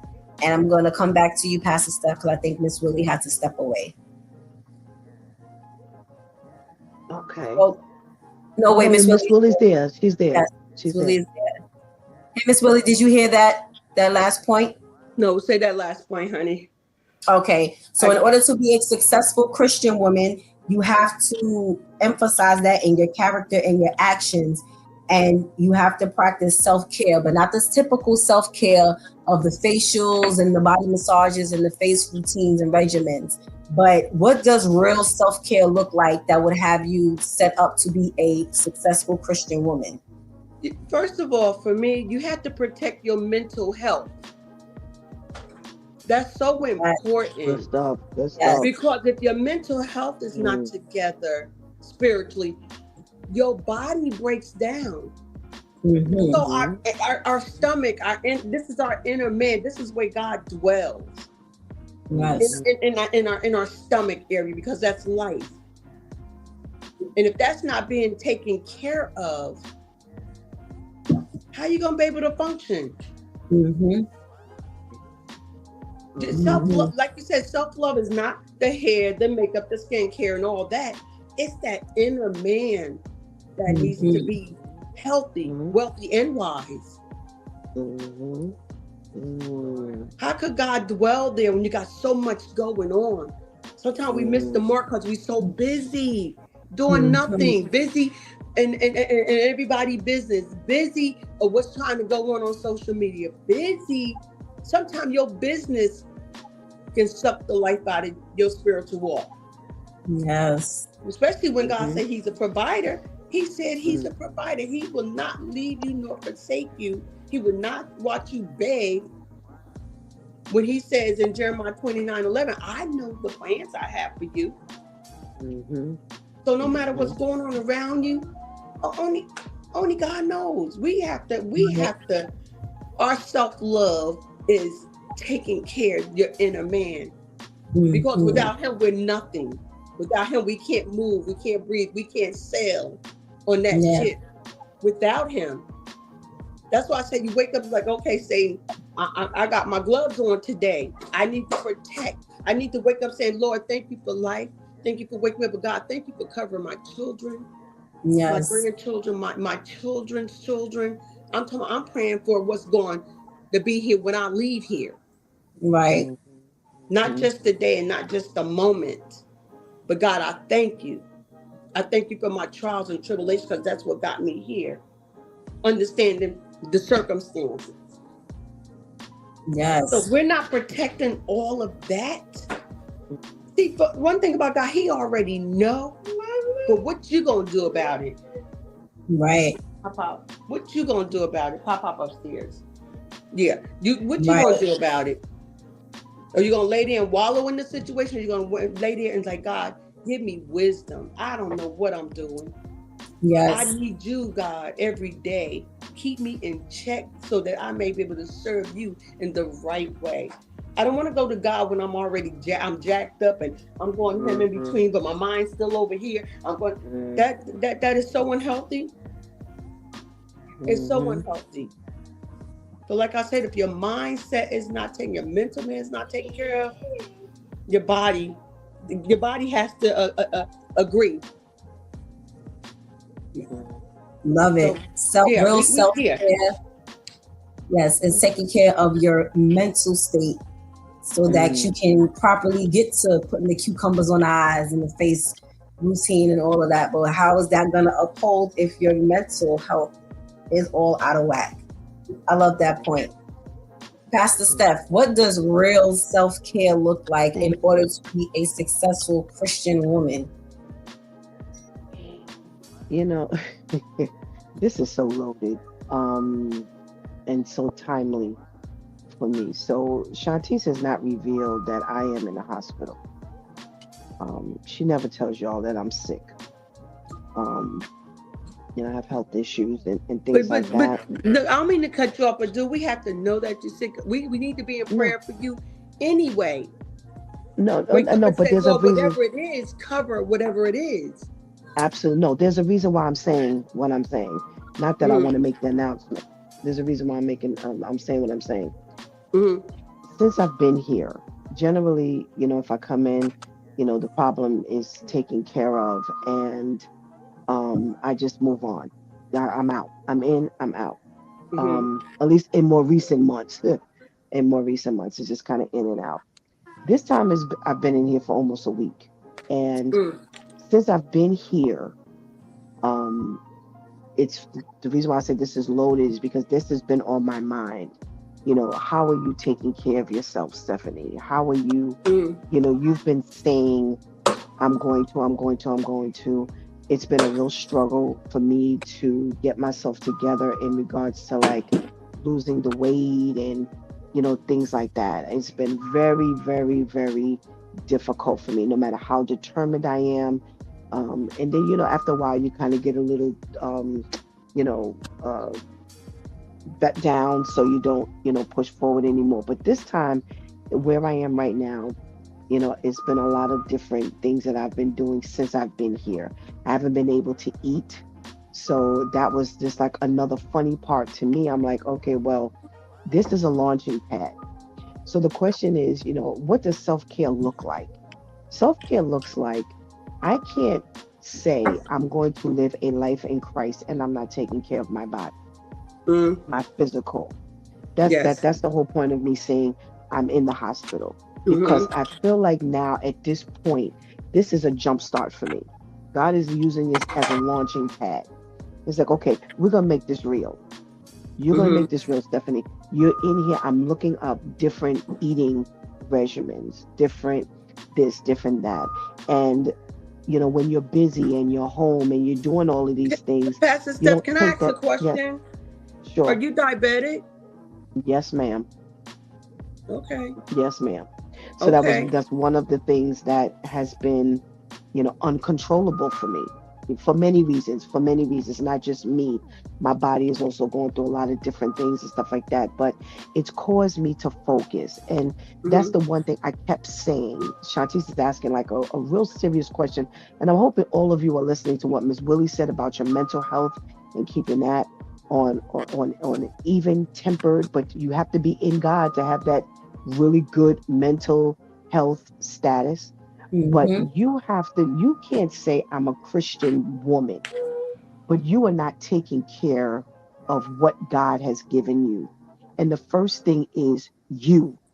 Mm-hmm. We have such a habit of taking care of grandchildren, neighbors, church folk, all these people, but we don't take care of us.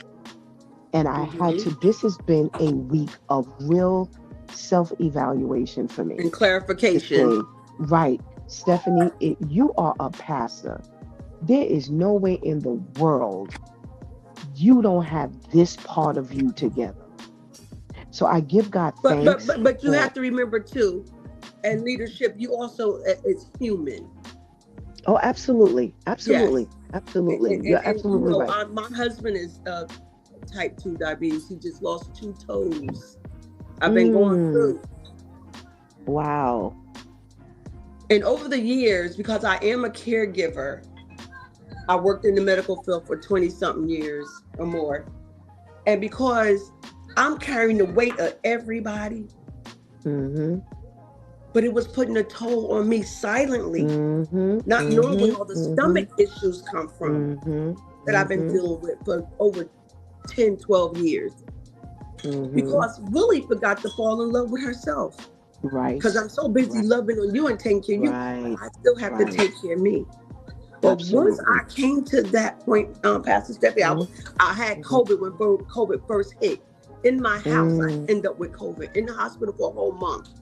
But we talk about the mm, clarification laying up there, and it's just me and mm-hmm. Jesus, and Right, me and Jesus right, alone.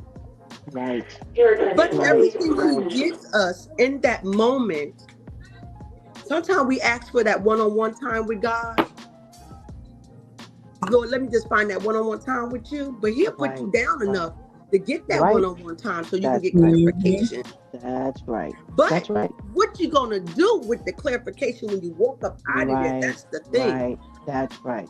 Like That's even with right. my husband's That's right. diabetes, I don't lost over 40 something pounds because I stopped eating all the fried foods. I cook at home every day. Don't get me wrong, Mm-hmm, but I had to mm-hmm, mm-hmm. change how I Right, eat. Now I can eat Right. French fries all day long, but is that right, healthy? No. I had to think right, about Willie. right. You're gonna be 64 years old. You 4'11", over 200 pounds. You guys, every time you guys saw me, y'all didn't know how much pain I was in. Not being able to put my own Absolutely. shoes on. Couldn't keep Mm-hmm, my hand up in the air to do my own natural hair. I'm mm. telling you, when God puts you in check, Yep, He yep. puts you in check, but He gives it all to us. But what are we Right, gonna do with it? He give us right, warning signs, and we still keep right, doing what we're doing. So now we got to pay the price right, unnecessarily. right, Right. right. You're absolutely right. You're absolutely Unnecessarily, we right. got to pay the price for the choices we make. And Right. for you, Pastor Stephanie, changing that diet Mm-hmm. is It's going to be gonna the be best key. thing for you. That's right. It's When going I to be tell you, key. my husband eat what I eat, instead of bread, we make lettuce wrap stuff. Instead of frying, I Mm-hmm. bake everything. I roast all my vegetables in the oven with olive Mm-hmm. oil. You can have your rice, but get the Mm-hmm. measuring cups out. Mm-hmm. Measure that Mm-hmm. quarter cup of rice. Measure that Right. cup of vegetables. Measure that 1 ounce of meat. And Right. trust me, cut out all the stuff that breaks down to sugar. Mm-hmm. White bread Mm-hmm. breaks down to sugar real fast. Mm-hmm. Mm-hmm. It's a white stuff, that the flour, the bread, anything that has white consistency, that is a Mm-hmm. killer for Right. diabetes. Right. So we just have Right. to take what we learn Mm-hmm. and say, and it's a struggle now, don't get me wrong. Oh, absolutely. Because we've Okay, lived like this for now so I can long. walk in the grocery Right. store. I can walk clear past the desserts. I can Mm-hmm. walk past the potato chips. I can walk past it all. Don't get me wrong. You might need to grab back and get something. Don't totally kill your body and shop, because sometimes you need that. And I'm just reading up on what Right. diabetic people can have. You can have pound cake, just half Mm. of a piece, Right. Right. without the icing. It's the icing. Mm-hmm. And when you're eating a salad, why you got all this salad dressing? That kills the nutrition from the lettuce, tomatoes, and Right. whatever. It smothers Right. it. So I never like Mm-hmm. salad dressings anyway. I get a little pinch of salt on my salads and I'm going. But it's like, how you eat it? I never like saucy stuff. Mm. So we just have to, we back to being obedient. Right. And I tell you, if that's a cuss word, the saints, woo! Obedience is better than sacrifice, honey. Sacrifice. But Mhm. Absolutely. that's a cuss word, the saints. Ask somebody to do something, see if they're gonna be obedient. Right. Right. No, but it's very true, and Yeah, it's very true. God All made of it that so is very simple. true. We just have to follow. Right. Right. Mhm. We have to do what we have to do, We have to and that's what do. that the question. This topic was ideal for today. We had just gone to the supermarket, Shantice and I, Mm-hmm. last Thursday Mhm. to Uh-huh. get some stuff, and we shopped, and that was my whole Just charge my goal, phone. was to come home and do this, and I never made it Miles. back to the house. So, Right. for those of you who are listening, all of these things, again, it's intentional. You have to realize when you get to the point of no return, and you've got to make it your business to do what needs to be done. So God says, take care of you and love your neighbor as yourself. And what we Right. do is we love everyone else more than we love ourselves, better than we love Mm. Yes. ourselves. So we need Yes. to get back to what that ultimately means. I have a whole house full of people. I take care of everybody in Come one way around. or another, not physically, but spiritually. I have a congregation, I have other people, but yet at the Want your end of the cup? day, you have to make Mhm. sure Come that, on. you take care of you. So Shantice, this was excellent, an excellent topic today. And Thank again, allowed me to just reveal that part of it, not to get any sympathy, but to just let Right. people know Right. that now that I'm sequestered to a hospital bed, I have no other choice but to, think and to Right. just really evaluate, what are you going to do when you leave here? So it's funny. I told Shantice last night, I was like, listen, when I leave here, they have to take me to the store so that I can stock up on everything I need. But once I get in the house, I set myself up for success. And Thank you, listen, Shantice. do like I do, Pastor Steph. Put a note, put it on the refrigerator, because we go Mm-hmm. there. Mm-hmm. Mm-hmm. And make sure Mm-hmm. you on a schedule. And I find make sure you on the schedule each time you eat. Make sure you take your schedule on your meds, and make sure you eat before you take your meds, because meds don't work if you don't have food to Right. absorb and where it Absolutely. needs to be distributed. So don't Mm-hmm. take, you just have to, you got to have a clear plan. And for me, even when I'm Absolutely. traveling, I know my husband like to sleep and get stuff, Miss Steph, but Mm-hmm. I prep stuff for him before I leave. He's like, well, you think I can get this? Mm-mm, you already had a sandwich today. You don't get no more starches today. So I make Absolutely. sure it's balanced out when you get the starches. Correct. Right. So you just have to make a plan. Like I said, write it down, follow the schedule. You will lose the weight. You will feel better.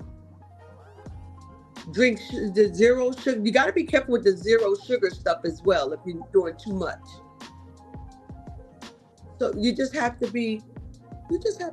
rewrite your dinner plan Mhm. Absolutely. and make the Absolutely. most important meal out the day is definitely get up and eat breakfast. I don't care Mhm. if it's a piece of toast, whatever, but make sure, and if you're going to drink tea, it's always green tea. Mhm. Don't talk to Absolutely. Pastor Steph about no green tea. If she Listen, Mm-mm-mm. could marry green tea, she would. huh?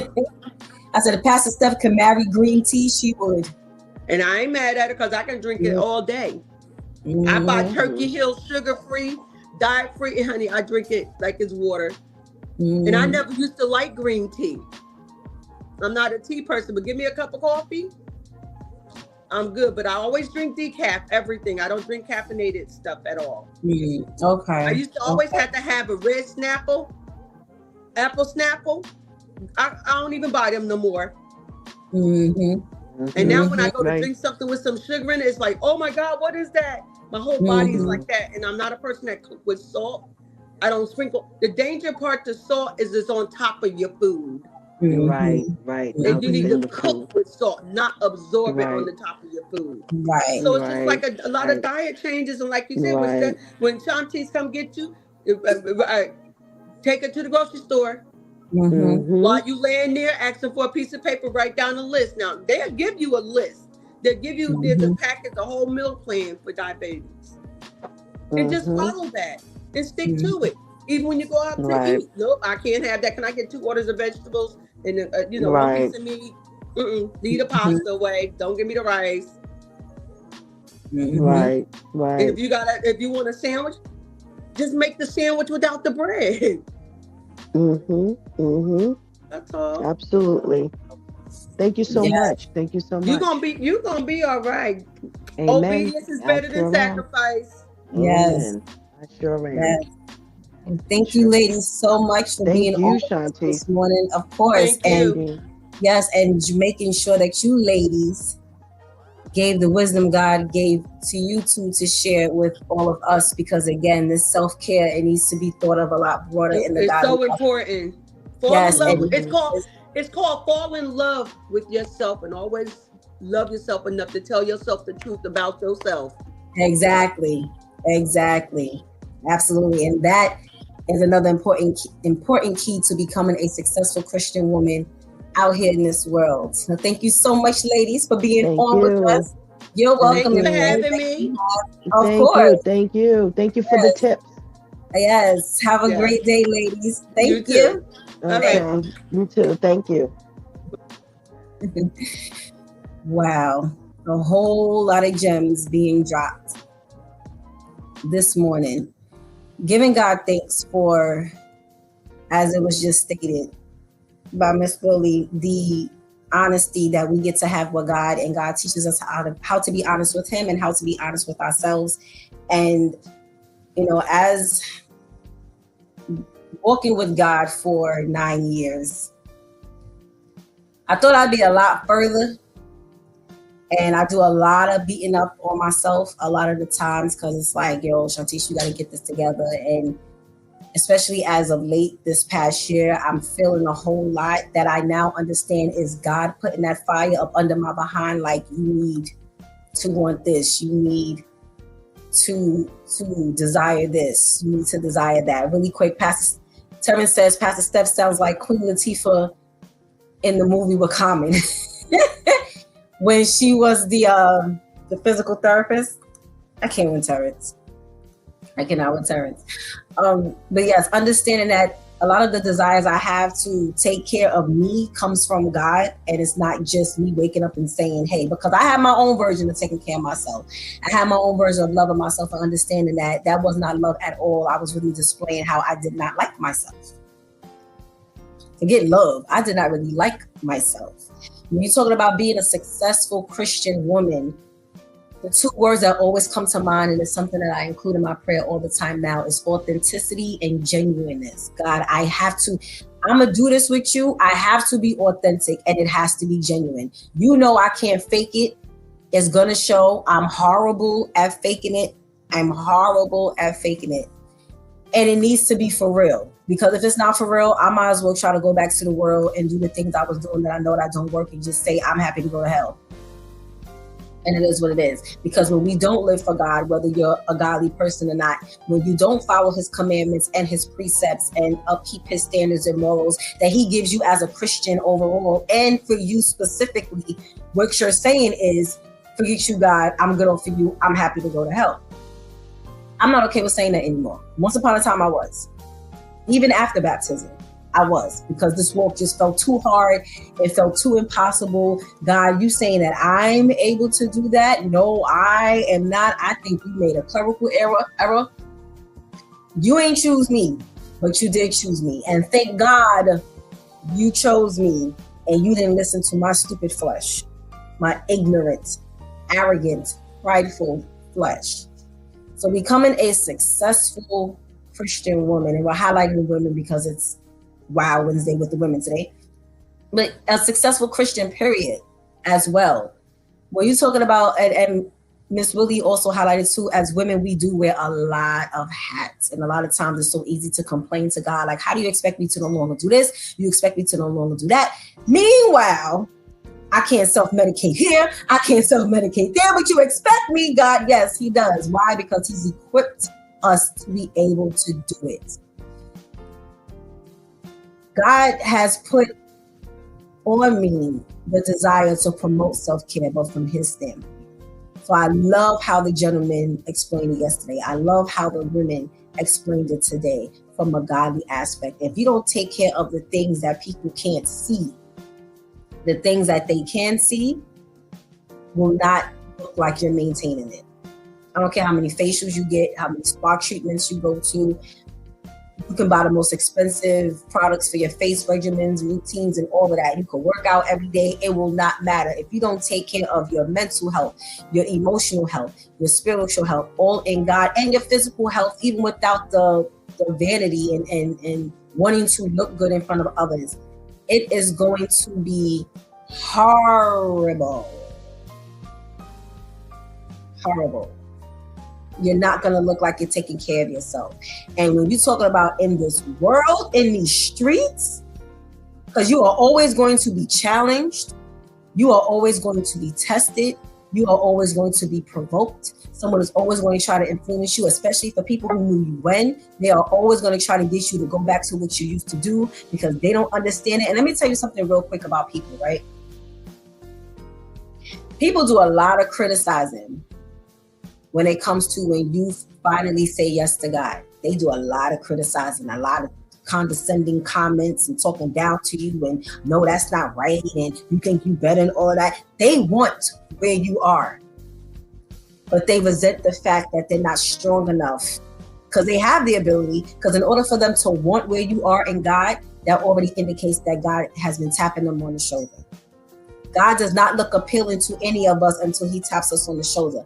They want to be where you are. They want to strive the way you're striving, but they're afraid to go through the process like you're going through the process. And we've all been there at some point in our lives. So that's what helps me to no longer be intimidated by people in this world, that I can more and more as the days go on stand up firmly and be like, you know what, that kind of does scare me somewhere. Why am I fearful of that? You know what, I was intimidated by that, but why am I intimidated by that? As long as I know that I am sticking to God with my flaws, with my struggles, and they become less flaws and they become less of a struggle, as long as I stick with God, and when I'm holding your hand, Jesus, I can go toe to toe with anything and anyone you have for me to face. When I'm not holding your hand is when I need to be scared. That's how I'm able to be successful, a successful Christian woman in this world, in these streets. Taking care of myself, Pastor Steph, is a humongous reason as to why I even consider eating and drinking half the things I eat and drink now. I never liked green tea. I hated green tea because you couldn't put no sugar in it. Who puts sugar in green tea and think you're successful? You're weird. Trust me, because it's weird. It's weird. Green tea is one of the teas. It's not like black tea. Okay, green tea sets health in every aspect. But the more I saw her taking her health seriously, her eating habits seriously, and I'm noticing how God is nudging me, it made me want to. So she got mad because every time she would buy portions for herself, now I'm dipping in her portions. So, oh, you made that green juice for us. That's for us. That ain't just you. I'm out of shape too. I need to get better with my eating too. It's not just you, Pastor Steph, but I really commend her on her. And unfortunately, when you have diabetes and stuff, you have to be even more strict than someone who doesn't. But it takes a lot to even get to that point. So I try to follow a lot of what she does, because sometimes I don't always have the time to research. So when she does the research and I understand why it's important to eat such and such, I don't just eat whatever she's eating just blindly. But understanding is very important to me as well. Then now it's time to eat. Like after this, I'm about to make me some kale right now. Kale always tastes like tree stumps to me. Listen, I don't want no kale. Just give me the spinach. The kale is actually healthier than spinach as far as the research I came across. So we have to make sure that we're doing our due diligence. God is always going to put those things in our path that is going to help and encourage us, and we need to learn to take advantage of it. So again, like, I don't have the time to always do research. Pastor Steph does. Take advantage of the fact that God is allowing me to be in her space to absorb said knowledge. I keep saying I want wisdom. Wisdom means applying the knowledge that you're getting. So if I'm getting the knowledge and not applying it, I am not wise. Wisdom does not come with age, because I know a lot of super slow people right now who are older. Not just older than me, but older than what their common sense level should be at. Okay? I don't want to be like that anymore. Once upon a time, that was me. No. Wisdom is applying the knowledge and discernment that God is giving you. So I have the knowledge that kale is super healthy. It provides, I believe, vitamin A. It is healthy. Spinach is healthy. Sweet potatoes. I eat sweet potatoes now. I put a little butter on it. I'm good. I never thought I would eat it without sugar and this and that. I'll save that for Thanksgiving. Super healthy. Make sure you're understanding what it takes to be a successful Christian out here. Because again, as it was said, that while you're sleeping, the devil is plotting on how to trip you up before you even open, before God calls your name to open your eyes. So let's make sure that we are making the conscious decision to want to take God up on his offer and be successful. It's not about what we understand. It's not about what we're comfortable with. It's not about what we want to do. When you ask God to position you to want what he wants for you, that's the real thing. You start to want what he wants. And it doesn't mean your flesh doesn't still pull you in the opposite direction at times. But ask God to help keep you grounded. Okay? We have to make sure we give a shout out to our pastor, Jeff. He was on with us Monday morning.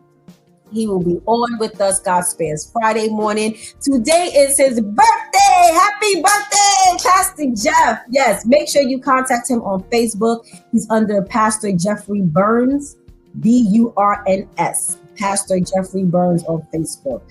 Hit him up, send him a message, post on his wall, let him know that you're thanking God for blessing him with another year of life. I'm sure him and his family will be celebrating. And his wife don't play, neither does Pastor Jeff, when it comes to making sure they uphold godly standards and morals. So I'm sure that they're going to have a good godly birthday celebration. But thanking God for Pastor Jeff being able to be on with us and sharing his knowledge, his discernment, his wisdom, his experiences.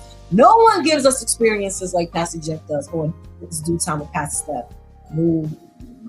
And everyone on here is pretty much very transparent. No one can deliver the experiences like Pastor Jeff. So Pastor Jeff, we thank you for being willing to share your time and to share your life and your expertise with us. And we pray that you have a wonderful, wonderful day and wonderful rest of your week. You have been watching It's Due Time with Pastor Steph.